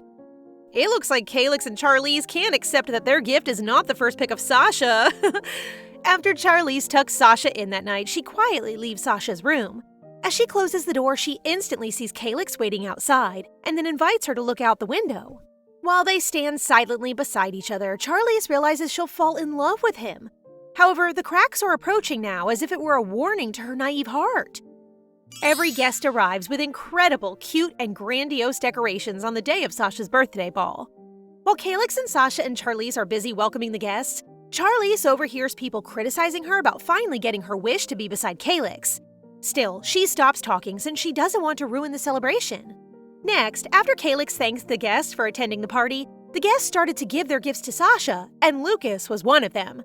Upon giving his gift, Lucas also thanks Sasha for still being nice to him and forgiving him after bullying him in the past. Sasha assures Lucas that it is okay and that they're now friends. Oh, Sasha is so king and pure. Meanwhile, Duke Reinta approaches Charlize and tells her he must speak to her privately. Arriving at the office, Duke Reinta informs Charlize that they already know who Rodante's sister is, and it will take a couple of days since his sister is not in the capital. Charlize curiously asks Duke Reinta what the physical characteristics of Rodante's sister are. After learning that she is 9 and looks younger because of her petite frame, Charlize suddenly remembers Angel from the orphanage. Thus, she informs Noah and Duke Reinta about it. After, Charlize suddenly feels a dark aura. She tells her father to return to the party since she needs something to do first, to which her father reluctantly agrees. Alone with Noah, Charlize tells him that her guess is correct. Noah starts to clarify if she's talking about black magic, but before Charlize can answer, she suddenly feels a stabbing in her stomach. With this, Charlize knows the enemy plans to attack Sasha through Calyx. In pain, Charlize remembers her conversation with the Divine Beast the night before, saying she may nullify the black magic. Still, the Hexex can disappear cleanly without leaving a trace, making it impossible to trace the enemy who uses the black magic. Because of this, Charlize already knows that Calyx intentionally wore the ring to reveal that he had the holy relic the enemy wanted, so that they would attack him and not Sasha. Thus, she wears the second ring relic since she doesn't wish Calyx to get hurt. Noah starts to panic after stopping a bleeding Charlize from falling on the ground. Knowing that Charlize is in critical condition, Noah calls Calyx, but a weak Charlize stops him since she doesn't want to ruin Sasha's celebration. Luckily, Calyx arrives at the scene and is shocked to see Charlize bleeding. Calyx quickly carries Charlize and brings her to her room, leaving Noah behind. In the room, Charlize is still unconscious and her bleeding doesn't stop. Liban suggests that they call a priest, but Calyx stops him since the Empress might have spies tonight. With this in mind, Calyx instructs Liban to find a way to get holy water. After instructing Liban, Calyx looks at an unconscious Charlize worriedly and thinks she must be in much pain. He questions why Charlize selflessly does such a thing to protect him when she tells him that she doesn't love him. Dude, she loves you! That is why she's protecting you! Calyx then starts to remember that in the past, his mother, a dancer, caught the Emperor's eye and unfortunately gave birth to the Emperor's child, which is him, and how his mother became the Empress and was confined in the cold palace where the Emperor never met her again.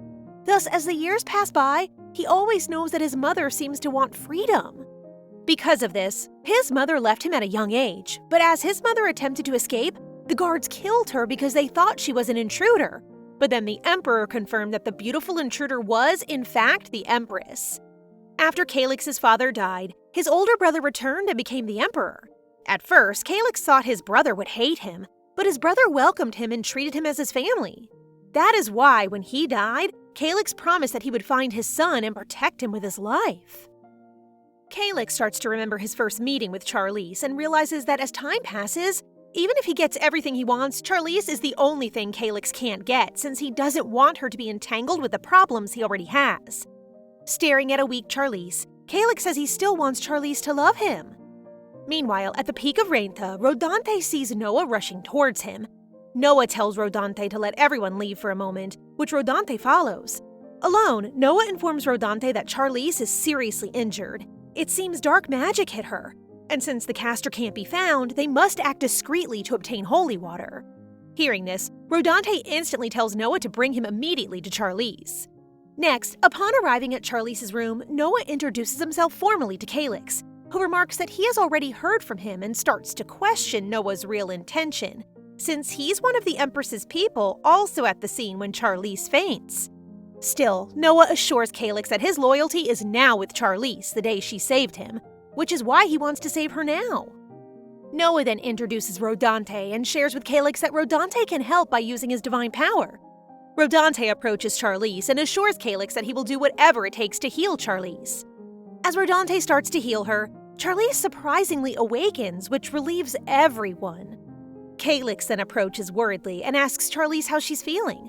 Thus, she assures Calyx that she's okay. Seeing this, Calyx starts to kiss her hair and tells her that he'll be by her side, protecting Charlize from now on. This stuns Charlize because of Calyx's weird action. Finally, no more hiding feelings! Meanwhile, Count Shame is angry at the mysterious woman when he fails to kill Calyx by casting dark magic. They find it weird that Calyx is fine when they see him wearing the ring alone and still not falling victim to the dark magic. Hearing this, Count Shame concludes that someone is wearing the other ring. However, since a priest or healer is now seen entering their mansion, they may have obtained some illegal holy water. Thus, Shame instructs the mysterious woman to look into it and reminds her not to fail again, because their master will never forgive her. The day after the celebration, Sasha and Calyx are always beside Charlize and watching her like a hawk, making Charlize uncomfortable. Thus, she tries to assure them that she's fine being alone in her room, which Calyx and Sasha reluctantly agree to. Finally alone, Charlize starts to remember her dream about how Calyx confessed to her, and because of this, she gets confused every time she sees Calyx, especially how he's acting now toward her. Charlize remembers how she immediately contacted the activated holy relic and had a dream. Charlize starts to call Noah, and when Noah sees her, he instantly asks how she is. She answers that she's fine, while also noticing how worried Noah looks. I think Noah likes Charlize and is slightly jealous of her and Calyx. Charlize returns to business and tells Noah to bring Rodante to meet his sister, to which Noah agrees. The following day, Noah and Rodante travel to the orphanage. As they arrive, Rodante is welcomed by Angel, who instantly calls his name, and they both hug. The next day, after Rodante finishes treating Charlize, he tells her how grateful he is and that in the past, the investigator never gave him a clue since he's a commoner. Hearing this, Charlize assures Rodante that she is here for him and will be his guardian, which Rodante thanks her for and remarks that she's a kind lady.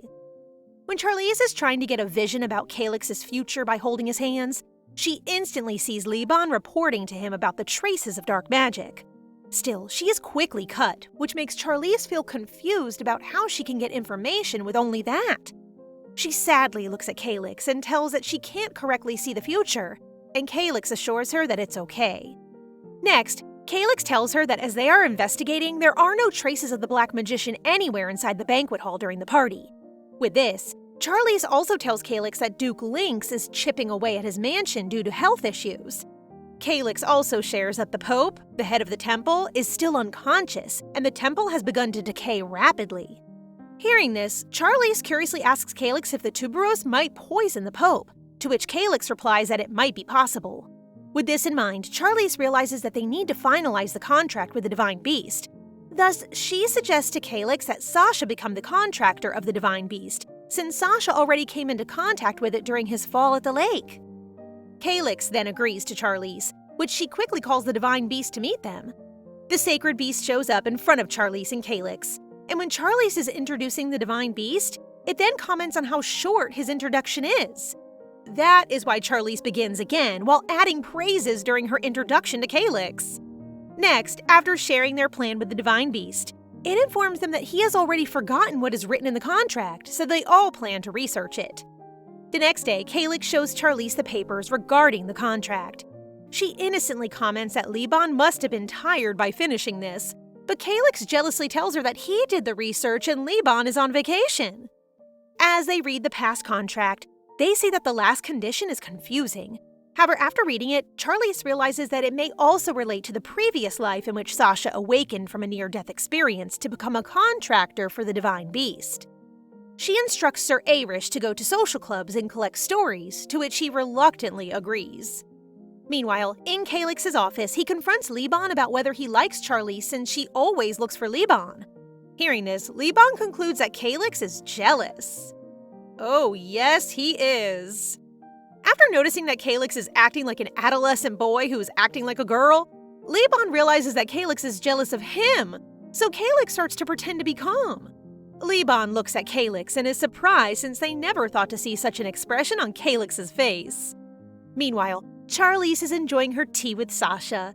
While they're eating, Charlize suggests to Sasha that they can play outside, but Sasha tells her that he needs to study and that he is not a child because he will be a big brother. Sasha told Charlize that Liban told her they would be counseling when the baby was born. He then asks Charlize when she will get married, to which she replies that she will in 50 years. Sasha feels sad and defeated because he thinks he'll be more of a grandfather to the baby than a brother. Oh, what a cute kid! Next, Charlize barges towards Liban and complains that Sasha might be looking forward to the Empress's birth.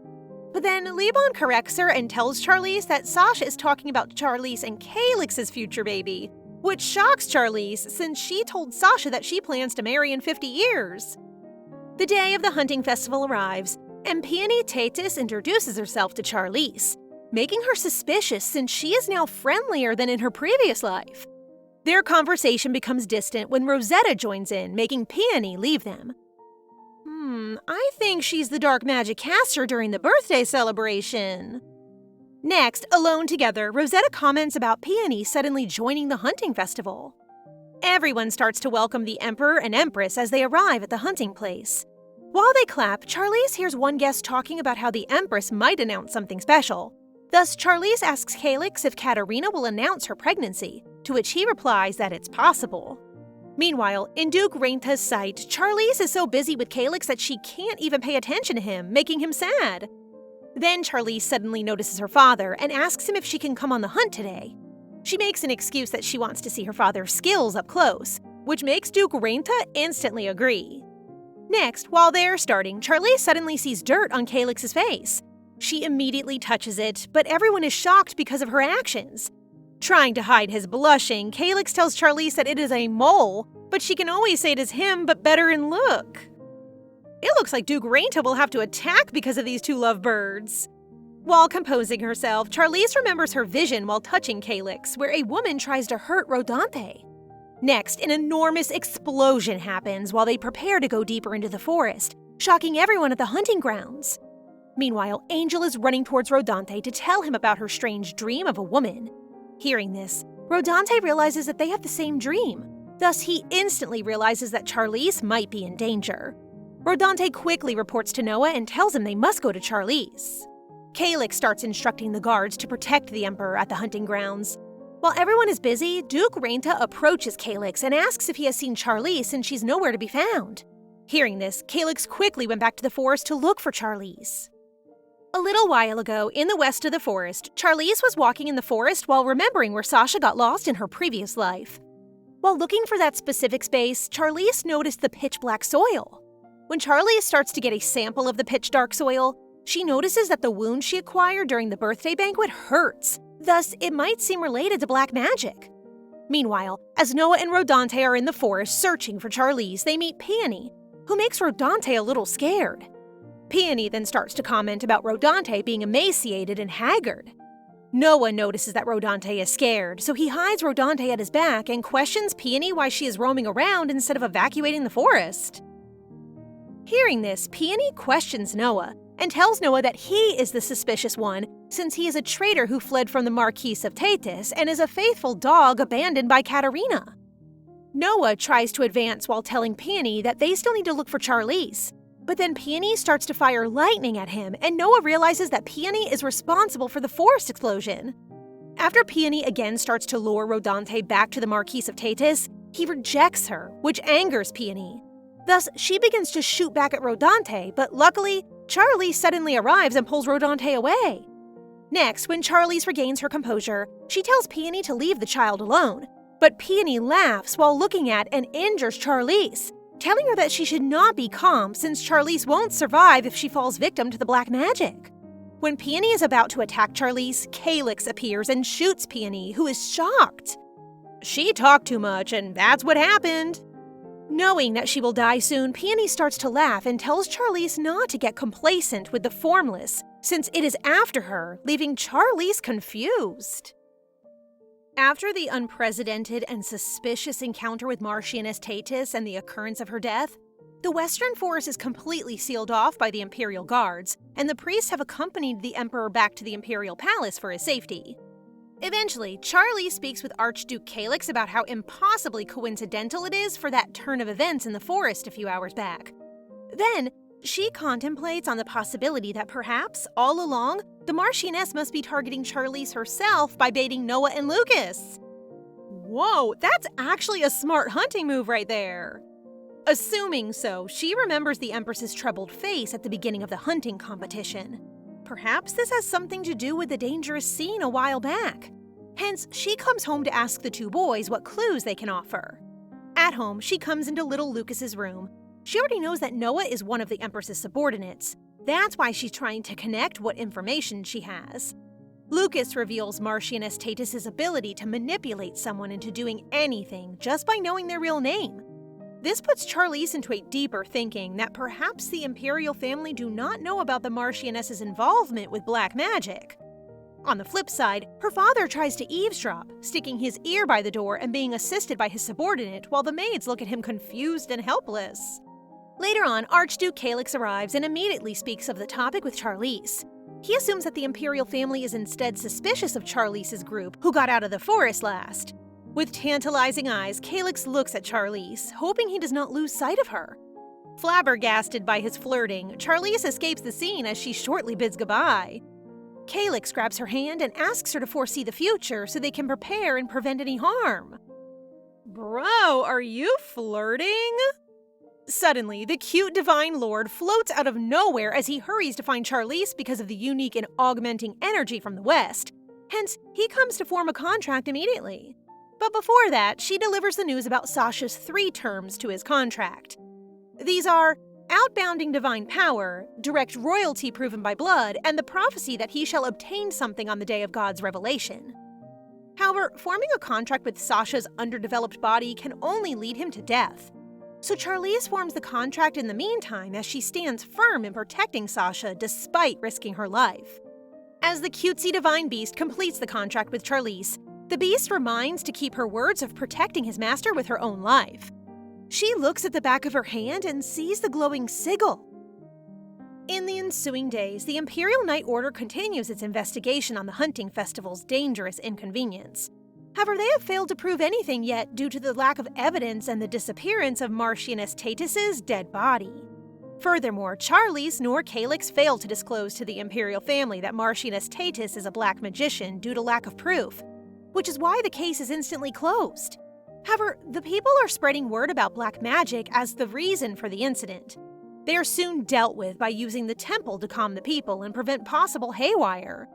Moving on, Charlize holds a letter as she concerns herself about the commander of the Imperial Night Order who's being humiliated for his failure. Despite him being loyal to the Empress, he seems to be quite disposable to them, and his situation proves that right. Pawns! They're sadly just pawns to the Imperial family. She arrives at Duke Bayer's mansion and asks to see Lucas, who's in his room with his tutor, Jerez Veron. The tutor clouds Lucas's mind with his misinterpretations of the Duchess's slip of tongue about Lucas and out of worry for her own son. Veron then learns about Charlize's presence and declines her entrance to Lucas's room, as he does not want Lucas to be influenced by her. However, Charlize refuses being turned down and moves past the maid. Coincidentally, Charlize comes to share about the Duchess's true intentions for her son. Lucas, as Charlize sees upon her entrance to his room, loses his confidence and is fully disappointed in himself for the misinterpretations. Poor kid, this should not be what he should feel when he's physically unwell. On her way out, she encounters Veron and punches him on the face, defiant of his threat to leave his tutor alone and stop influencing him. So the Duchess meets with the two to discuss the matter. Yet despite Varen's reasoning that Lucas becomes disrupted during his study, allegedly because of the ladyship's ideas, the Duchess finds out something suspicious. What is it? Oh. Lucas enters the room where the Duchess speaks with Varen and Charlize. Before the tutor can even heal his face at the temple, Lucas sees his wounded cheek and asks about it. Finally, Lucas cluelessly reveals that Varen tells him to avoid the lady with such bloodline because of her bad influence. This leaves the Duchess and Charlize flabbergasted. Even more enraged, the Duchess's expression turns into worry and anger towards the tutor, who she learns to be brainwashing her son into believing that she does not care for him at all. The Duchess then towers over Jerez and threatens him with an unpleasant end. Ha! You so deserve that after pulling down a mere kid's self-esteem and confidence! Soon, the Duchess inspects Jerez's room and discovers cursed toys. She brings him to the dungeon and thanks Charlize in front of the cell for her kindness. Still, the Duchess cannot sit still unless she finds out how Varen is able to curse toys. After hearing this, he laughs in his cell and begins to speak a different language.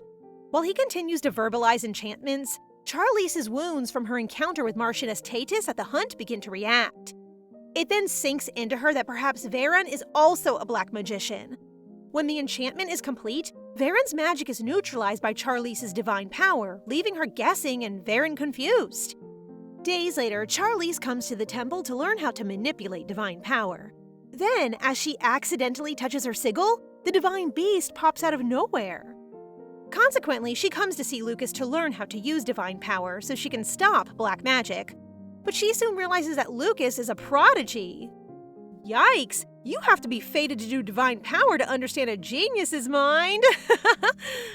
So she tries to courage up and approaches a high priest, but cowers at the last minute. Still at the temple, she meets with Levette Ronhartz, who invites her to tea. She then arrives at the Ronhartz mansion and meets Levette's brother. She finds out about Duke Lynx's frequent visits to the casino. She wonders why the Empress's trusted confidant would have a reason there. Conclusively, she is to find out about it. In the afternoon, Charlize speaks with Archduke Calyx about her plans to visit the casino in the coming days. At first, she tries to come up with a lot of excuses in her mind before she can bring it up to him personally. However, Calyx seems to be composed and ready for what she's about to say. Calyx, before Charlize can even spill her plans, permits her to go to the casino. Being permitted to go so easily, this kinda leaves Charlize disappointed. More importantly, they discuss Duke Lynx's sudden revival from his hiatus. Later on, Charlize finds out that he's not just a visitor of the casino, but he is actually the owner. Calyx worries about the possibility of harm if Charlize sticks her nose in this case again. So Calyx intimately asks of her to keep away from harm, but if she does not do so, he will be there to protect her. Bro got Riz and he is trying to flirt. Determined, she is eager to find out what the Duke is plotting under his sleeves. The next day, Charlize visits the casino with Evans, one of Reinta's highest guards. She strolls through the casino in hopes of finding the Duke. As a result, she tries to find the game with most people gathering. She changes her money to chips and begins playing. Surprisingly, winning luck favors her thanks to her knack for gambling and the skills she's acquired in her past life. Good for you, but be careful, gambling is addicting. Charlize soon forgets about the purpose of her visit. Luckily, Evans is there to remind her of it, and she hurriedly tries to find Duke Lynx, but to no avail. From a distance, a shadow of Marquis Bonichel looms over as he spots Charlize in the casino. He hurries down to meet the Empress and later reveals this information to Her Majesty. Learning so, the Empress seizes the opportunity for an advantage. Yikes! I really thought the Empress looks innocent, but she's actually quite evil. In a large room, Calyx and Sasha receive Charlize as their guest, with tea and snacks being served for all three of them. Sasha, who likes Charlize so much, reaches out to feed her a cookie, while Calyx asks for updates on Charlize's recent visit to the casino. Curious, Sasha asks about the matter, but Charlize stops Calyx from involving him in this kind of discussion. Hence, she diverts to another topic, and the afternoon tea goes well. In a blink of an eye, she sees a fragment of the future. She sees three visions. A shadow of an unknown male character who seems to be on bad terms with the Empress. Marquis Theodore Bonichel, the Empress's hands and feet, seems to actually spy against her, and finally, a secret room in the casino, or so she thinks. She tries to connect everything.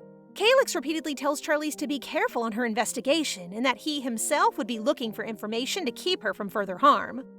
He refuses to let Charlize go into the secret room as he knows it's dangerous. But in her mind, she is determined to go there to find out for herself who the unknown man is and what Banachel plans to do. On a different day, young Lady Charlize devotes her time to visit the casino again, but this time, she succeeds in being brought to the casino's secret room. She is given a mask as she enters the vast room. The other people are wearing masks too, although she is still recognizable by many for her beautiful eyes and silver hair. Kinda not working for you girlies. So much with the masquerade. She sees people with cigars, knowing well that the unknown man uses cigars. He may just be here. She walks through the room, and two unknown men call out to her for a game. Not just any game at that, a sort of initiation and welcoming for those who are upgraded into this area. On that account, she goes over to their game table and sits down. Unanticipatedly, Theodore Banachel arrives in their area too, hoping for some game time with the lady. Now that is suspicious. In the past, Theodore was left alive when his family's carriage encountered a disastrous accident said to be caused by an avalanche. However, as Theodore investigates the carriage, he knew right then that their death was plotted. The carriage wheels were purposely destroyed to cause the accident. All hope lost in him, the Empress approached him and asked him to become loyal to serve her. In return, she would aid him in revealing the culprit. Although, as Charlize foresaw yesterday, he seems to be double spying for someone. Days pass by, and Charlize decides to limit her wins so as not to cause any commotion. Right on time today, Banachel approaches her after another one of her stage losses. He then makes a bet with Charlize, who no longer has any chips with her. But as wise as she is, she takes the bet with a condition of granting the winner one wish. Finally, she gleefully sits in her carriage with Evans. She wins the bet and thinks that maybe Banachel underestimated her luck and wits. As soon as she arrives at her palace, her body gives in to exhaustion, causing her to fall. Calyx catches her, holding her waist for support. She faces him, blushing at how he's more handsome with his reading glasses. Looking at him, she feels a slight guilt for being grumpy towards him the last time, given how long they haven't seen each other since. But what glooms his face is what she says to him next. She impulsively tells him that she met someone at the casino a while back. Someone who resembles her ideal type. Oh no, girl! He's gonna misunderstand this! Calyx tries to catch on to Charlize's lie by softly interrogating her about the ideal type she saw at the casino. Flustered, Charlize finds some excuses. However, she fails to speak about her meeting. Long after, Calyx guesses she met Banachel at the casino. Almost flirting with her, Calyx continues asking her who the person in her heart may be right now. As her heartbeat elates, she takes advantage of the moment to look at him eye to eye, trying to foresee the future. Unfortunately, the moment she tries her power on him, her body collapses and falls into a deep sleep. Her mind draws her to the past, where her father worries about her in the room where she's laid down after drinking poison. Basically, Calyx announced his proposal to marry Arian at the time, and as possessive as the original Charlize was, she took the risk. In the past, while she was in bed, she recounts when she's drawn back in time and why she feels way too real in this dream with her father. As she awoke, her father, the Duke, informs her of the postponement of the marriage. She finally awakes in the present, hesitating to believe the illusion that perhaps Calyx postponed the marriage because of her. She then draws her eyes onto Calyx, who has fallen asleep on the chair beside her bed. In the afternoon, she goes shopping with the girls for the upcoming national ball. Despite being forced to do this, she tries to get along with them until one of the girls accidentally bumps into another noble. The girl seems to be a war freak and does not let go of the rumor running around about Charlize frequenting the casino. Nonetheless, Rosetta steps in to fight off the girl, and she immediately flees away after Rosetta bars. Considering how Arian and Rosetta defend her, she thanks them for it and tries to escape shopping. But bittersweetly, they do not let her. They're true friends for taking their time to shop as a group. Cute girls! The National Founding Ball commences while Charlize bothers to internally complain about the heavy earrings that Calyx provides for her. She speaks with Calyx, who's her escort for today, while the others begin to socialize with one another. Unexpectedly, both of them meet and greet with Duke Lynx, who seems to be well enough to come out of nowhere again. Duke Lynx credits the Empress for the help she's been giving him to stand up all over again. Moments later, the Empress calls everyone to gather around for her speech and also to officially proclaim her pregnancy to the crowd. The Emperor takes the opportunity to indirectly mock his sister, who is Calyx's mother. He asks Calyx to congratulate the Empress and the Emperor for their blessing, shading Calyx's mother who had given birth alone. Calyx manages to keep calm and congratulates them. Soon, the ball continues. Concerned about Calyx, Charlize puts a reassuring hand on his arm, hoping to approach him. Unexpectedly, doing such a gesture, she begins to see the future. Her vision foresees a mission to confirm if the Empress is indeed pregnant. Moreover, Charlize is shown a vague clue regarding the possibility that Duke Lynx may be the hidden villain. Calyx worries after seeing her grim expression, but in order to stop rumors, he bends her over and confesses his admiration. Distraught by such a surprise, Charlize accidentally speaks her truth that she likes him too! Slay! What a surprise! As a result, she runs away, hoping to hide from the crowd who keep cheering for them. Accidentally, she finds a room where Bonachel converses with a hooded man. Eavesdropping, she learns about Bonachel being tasked to confirm the pregnancy under someone's orders. He cannot fail at all costs. In Bonachel's letter, Charlize confirms the information regarding the suspicion behind the Empress's pregnancy. A few days ago, he had lost to Charlize. True to his word, he upholds Charlize's wishes by supplying her information. She breaks the news to Calyx, how Duke Lynx is the person Bonachel is working for. On the other hand, Calyx worries more about the future harm that Charlize may come across if she does not take meticulous measures for herself. Meanwhile, Duke Lynx visits the Emperor for his request of a celebration of the Empress's pregnancy. A celebration to be done by the Emperor himself. What are you up to, Duke Lynx? It seems he has a course of plan to be done once the celebration will be implemented by the imperial family, but he keeps it to himself. He also provides advice regarding the black magic rumors and heightens the Emperor's ego by giving him a plan on how to put the temple in its place, by letting the crowd think that the temple is in full support of the imperial family. And when the deal between them falls into place with mutual agreement, Lynx exits the palace with a huge grin. Finally, night falls. Charlize seems to be bothered and unable to sleep.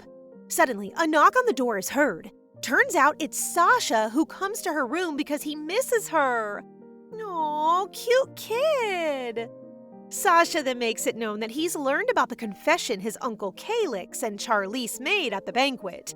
He got it all from Liban, of course. Charlize fears to reciprocate Calyx's feelings completely. After all, she doesn't want to burden him if something bad happens to her in the future. However, for Sasha's sake, she pretends to look forward to their wedding. Charlize visits Calyx's office to see the future. When she tries to make eye contact, Calyx flirts with her and tries to fluster her. Exceedingly, it's working on her. She jolts with so much emotion as she learns of the tuberose blue lily poison. Charlize immediately calls the Divine Beast to ask why the novel is focusing on her instead of Arian. The Divine Beast yells at her as he knows nothing and puffs out of sight. In so much rage and anger, she tries to grab a candle holder and screams to find that cute Divine Beast for scolding her out of nowhere and not answering her questions. She becomes outraged and the maid tries to calm her down. She then discusses with Calyx to get a sample from the blue lilies from the temple, but unfortunately, a fine shall be paid if someone dares to lay a hand on them. Partially, it is the original Charlize's fault for stealing these flowers for poison in her past life. So today, Charlize takes the challenge to steal them again despite the risk of having rumors about her spread to the townspeople. Then again, Calyx tries to trick her by seduction so she can stop this plan. At first, he feels disappointed upon observing how Charlize acts, as if he is incapable of protecting her. Then, as if pleading for a wish from her, he asks if she can give all her tomorrows to him. Oh, the Riz! We have a fallen soldier! Charlize steps out into the dressing room looking stunning. The maids are in awe of her beauty as she tries on the dresses they suggested, which were all chosen by Calyx. Charlize recalls the words Calyx said, and she wonders if this is part of Duke Lynx's hidden plan, one that no one else knows about yet. They better be careful! She suspects that the Duke might be using some black magic, and his target might ultimately be Charlize herself. After a few moments of zoning out, Charlize allows the maids to continue their makeover work on her. Though the process is uncomfortable, the result is quite satisfying with how beautiful Charlize turned out. Even Calyx looks pleased with her makeover. Later on, the two go out to eat skewers from the street stalls. Calyx, quite unfamiliar with the food, tries skewers for the first time. To his surprise, he actually likes them. Seeing the two of them together makes it look like a date. Charlize reflects on this as she lies in bed, still uncertain of her feelings for Calyx and the events happening around them. She falls asleep and she dreams of something disturbing. In her dream, she is standing on the balcony of the mansion, eager to burn the tuberose colony to the ground and eliminate them. However, she notes that she must negotiate with the Pope first. She then sees someone unfamiliar pleading and crying, but then her dream glitches. Charlize jolts awake, realizing that her dream had the same time zone of her current reality. But in her dream, she needed to negotiate with the Pope. He's supposed to be unconscious in this timeline, though.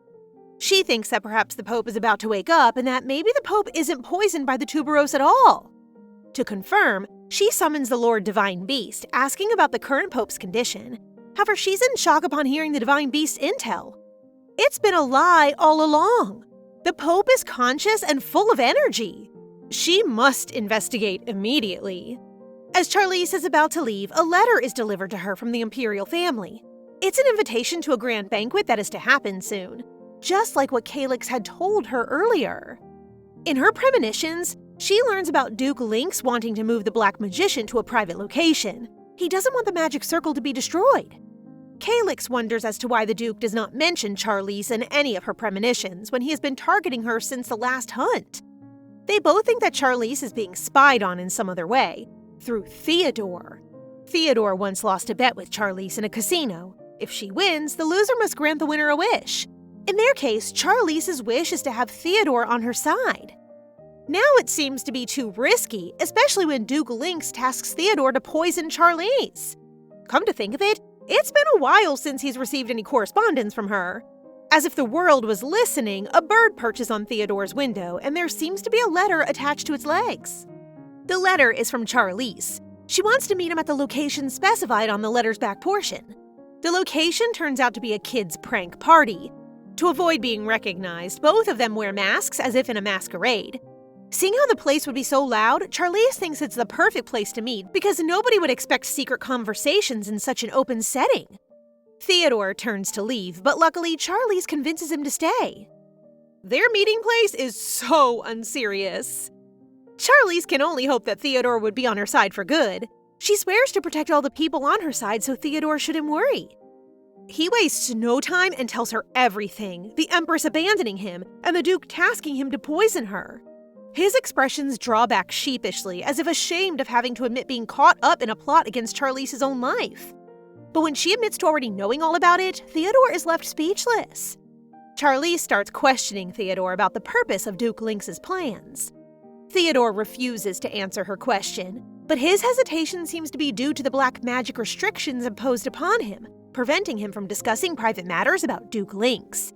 He thinks he's lost her trust, but to his surprise, she points out the spell he's under and soon mentions that they'll solve it together soon. Theodore then realizes that Charlize trusts him and that he can trust her too. At the mansion, Calyx enters Charlize's quarters as she organizes her thoughts for the banquet. He pats her head to calm her down, but she seems to recall her premonition where Calyx is attending someone's funeral. She suspects that the funeral in her premonition is her own. Calyx worries about how Charlize has been acting differently. He thinks that maybe he went too far with the teasing. He apologizes for being insensitive, but he's in shock at what Charlize does next. She conjures up a black net-like cape, draping it around his body. It's a self-defense item. Charlize reveals that the real item is the amulet, and the cape was just a ploy to scare him. But in reality, Charlize truly worries about danger, but Calyx assures her that she won't have to fear for her life again. He'll make sure of it. To lighten the atmosphere, she reminds him how she defeated an assassin a while back, trying to prove that she's a woman who is always prepared. Out of the blue, Calyx asks what she saw in her premonition, something Charlize refuses to answer. Calyx doesn't press her any further. Instead, he also gives her a self-defense relic, a ring that absorbs damage, ensuring her safety. His gesture leaves her blushing profusely. So sweet!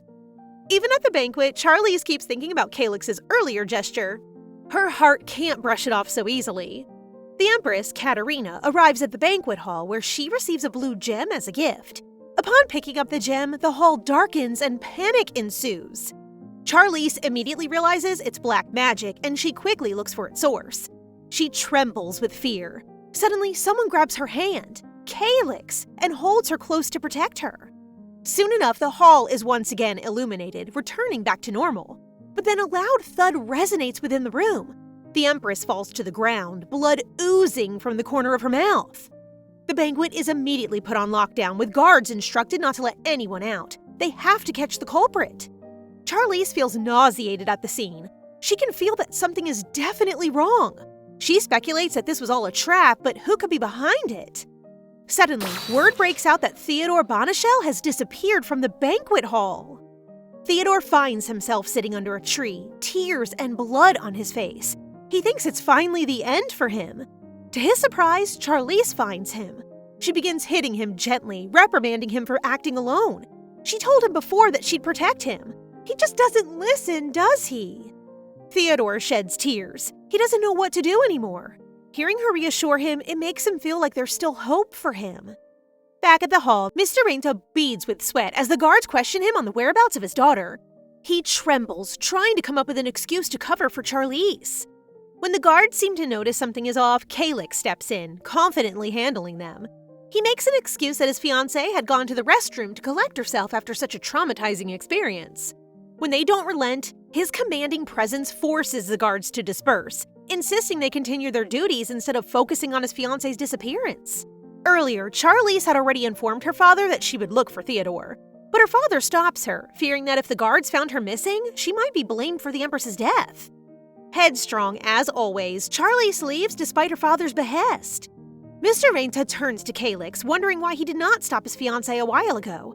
Calyx exhales. There's just no stopping Charlize when she's determined to do something. Outside, Charlize and Theodore are still sitting under the same tree. Theodore stops crying as Charlize asks him about Duke Lynx. Afraid of what's going to happen, Charlize removes her ring that supposedly protects herself from black magic. She's doing it for Theodore, hoping to take care of the black magic that restricts him. A blazing green light envelops them, then Theodore begins to talk. Back at the hall, Charlize's disappearance becomes a cause of concern. Even the captain of the Imperial Guard is involved now. Charlize gives her gratitude to Theodore for telling everything about Duke Lynx.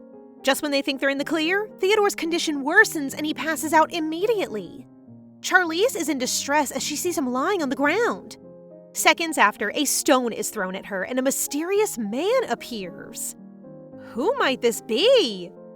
It turns out it's only Calyx who had come looking for Charlize. He immediately runs to her, holding her dearly. His close proximity makes her heart race. She blushes and realizes something is amiss with her emotions. She gently pushes Calyx away, suggesting they take Theodore back before anyone suspects them of being culprits. Charlize is embarrassed because of the moment the two of them shared. She's never experienced something like that, for him to be so close to her. Calyx only laughs, teasing her more as he carries an unconscious Theodore on his back. He seems to be enjoying how flustered she is. Back at the hall, Mr. Reinta is forced to give up his daughter's whereabouts. He tries to stall, but the captain orders the guards to search all the ladies' lounges. If Charlize isn't found, she'll be labeled a prime suspect in the Empress's death alongside Theodore. The maids help the guards search the lounges, but they fail to find Charlize. After a while, someone calls out that Theodore is dead, his body displayed for everyone to see. After leaving Theodore, Charlize and Calyx make their escape. Meanwhile, the guards enter the last lounge. Two ladies call out to them, asking if they're looking for Charlize.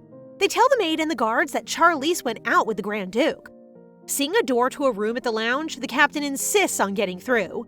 There, they find Calyx and an unconscious Charlize settled on the bed. Earlier, Charlize and Calyx hurriedly went through a secret passageway to the lounge where she acts unwell and unconscious.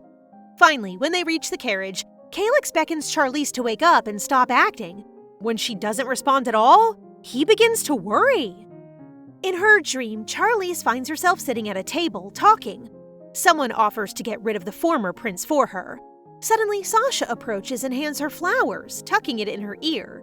She hears someone calling her name from afar. The voice fades and she wakes up. It was Calyx trying to wake her up inside the carriage. She reassures him that it's what happens when she sees the future. She becomes stuck in a trance. When they arrive, Sasha runs out to greet them, hugging Charlize very tight. Charlize remembers the premonition she had earlier about killing the prince. Coincidentally, the kid tells her that he had a scary dream. He dreamt that Charlize hated him. Charlize vividly recalls her own unsettling dream.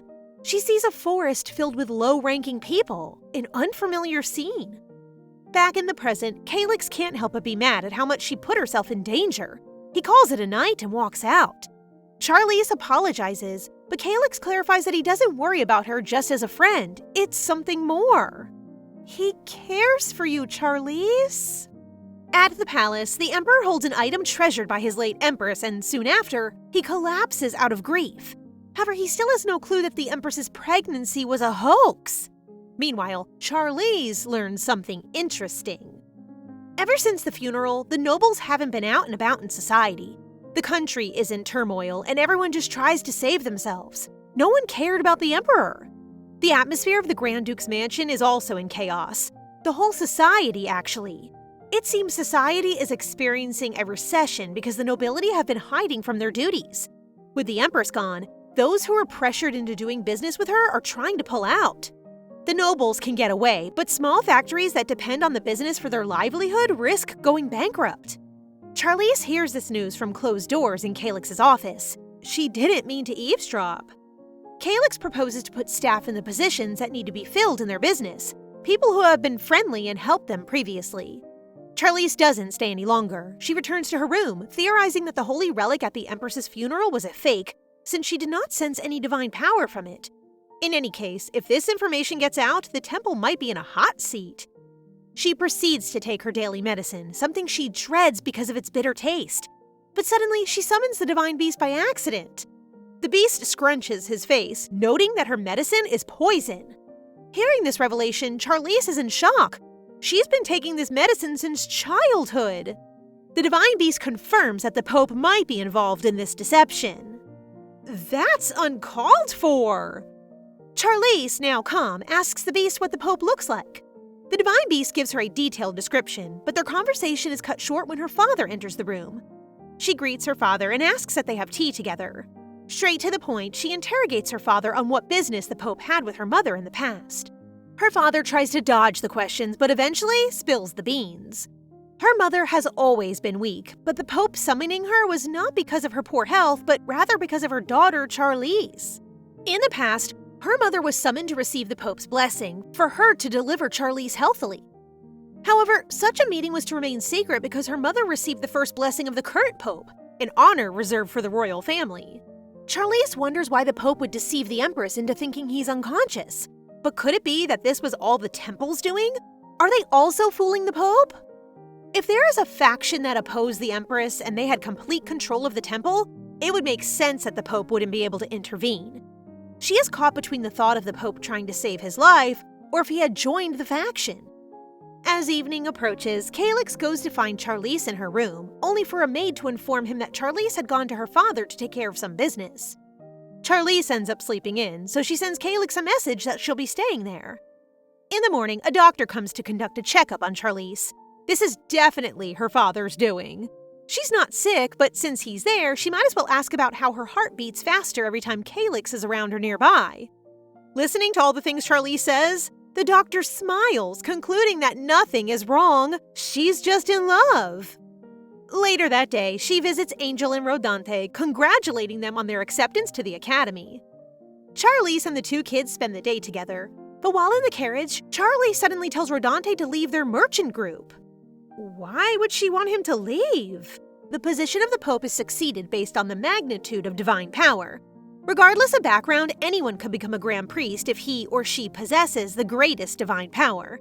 If the Pope dies or is unable to fulfill their duties, the chief priest can succeed as the next Pope. In the carriage, Rodante is in shock after hearing Charlize's words. Charlize is grateful for everything he's done for the merchant group. However, she doesn't want to hold him back from mastering his immense divine power. Rodante thinks it through. He's happy to help Charlize in any way. He will go to the temple as instructed, but only the day he wishes to go on his own. For now, he wants to enjoy helping the group and learn more about the world. If the life of a priest suits him, he would welcome it with open arms, a new challenge he'll take on. Charlize beams with pride. She's sure that he'll become a great priest someday. In Duke Lynx's residence, Duke Lynx is to visit the Great Mansion. Since he proved his worth by handling the Empress mission so well, he's assigned another mission. Lo and behold, the person behind these orders is the Pope himself. Charlize recalls when Theodore came clean about Duke Lynx. He's working for someone, and that someone is trying to seize the power to move the Empire. To do this, they must maintain the Emperor's power. Thus, anyone with power besides the Emperor is an enemy to this certain someone. The growing cooperation between Charlize and Theodore lead them to find creative ways of meeting. In this case, in a barn dressed as commoners. They need to find an excuse for them to meet casually, to which Theodore suggests a date, much to Charlize's dread. As soon as Charlize arrives home, Calyx confronts her, wanting to know why she hasn't shown herself in days. Seeing Calyx, she recalls what the doctor said. Staring at him right now, she confirms that she is indeed in love with him. Charlize blushes a deep red at the realization, causing Calyx to worry and put off something he's about to say. Charlize gently grabs his cape, asking him to continue. Is this what I think it is? Charlize and Calyx take a walk outside the mansion. Charlize admits that she met up with Theodore and how they'd be going out for desserts from now on. Seeing Calyx's reaction, she immediately clears the air, telling him that it's purely business. Calyx smiles. He's never seen Charlize make so many excuses before. It makes him happy that she's explaining and considering his feelings as if they aren't in a friendly relationship anymore. Finally, Calyx pours out his heart in admitting his feelings for her. He loves her. He tells her he's not afraid anymore and that he'd devote himself to loving her. His confession makes Charlize cry, and Calyx envelops her in a warm and tight embrace. Finally! They deserve nothing but happiness as a couple. On the other hand, Duke Lynx discusses with the Pope about Charlize. Without a doubt, the Pope confirms that Charlize indeed possesses a great divine power. In the morning, Calyx surprises Charlize with flowers. Afterwards, they discuss the information they have gathered so far. They conclude that someone is trying to take over the country by controlling the Emperor. For some reason, that certain someone knows that Charlize has divine power and is targeting her as a master of black magic. With the help of this unknown figure, Duke Lynx plans to seize the real power and control the Emperor like a puppet. The Empress's death was caused by black magic, with the suspects being Duke Lynx and the temple itself, which makes sense why the Duke has been visiting the temple often. Now they realize everything is connected. Later on, Calyx and the Divine Beast talk. The Divine Beast demands to know, since when did Calyx regain all his memories? Cunning one, Divine Beast. So guys, what do you think of this story so far? Please subscribe and turn on notifications for updates on this and all our other stories, so you can be the first to find out when they're out. Thank you so much for your support. See you in the next one!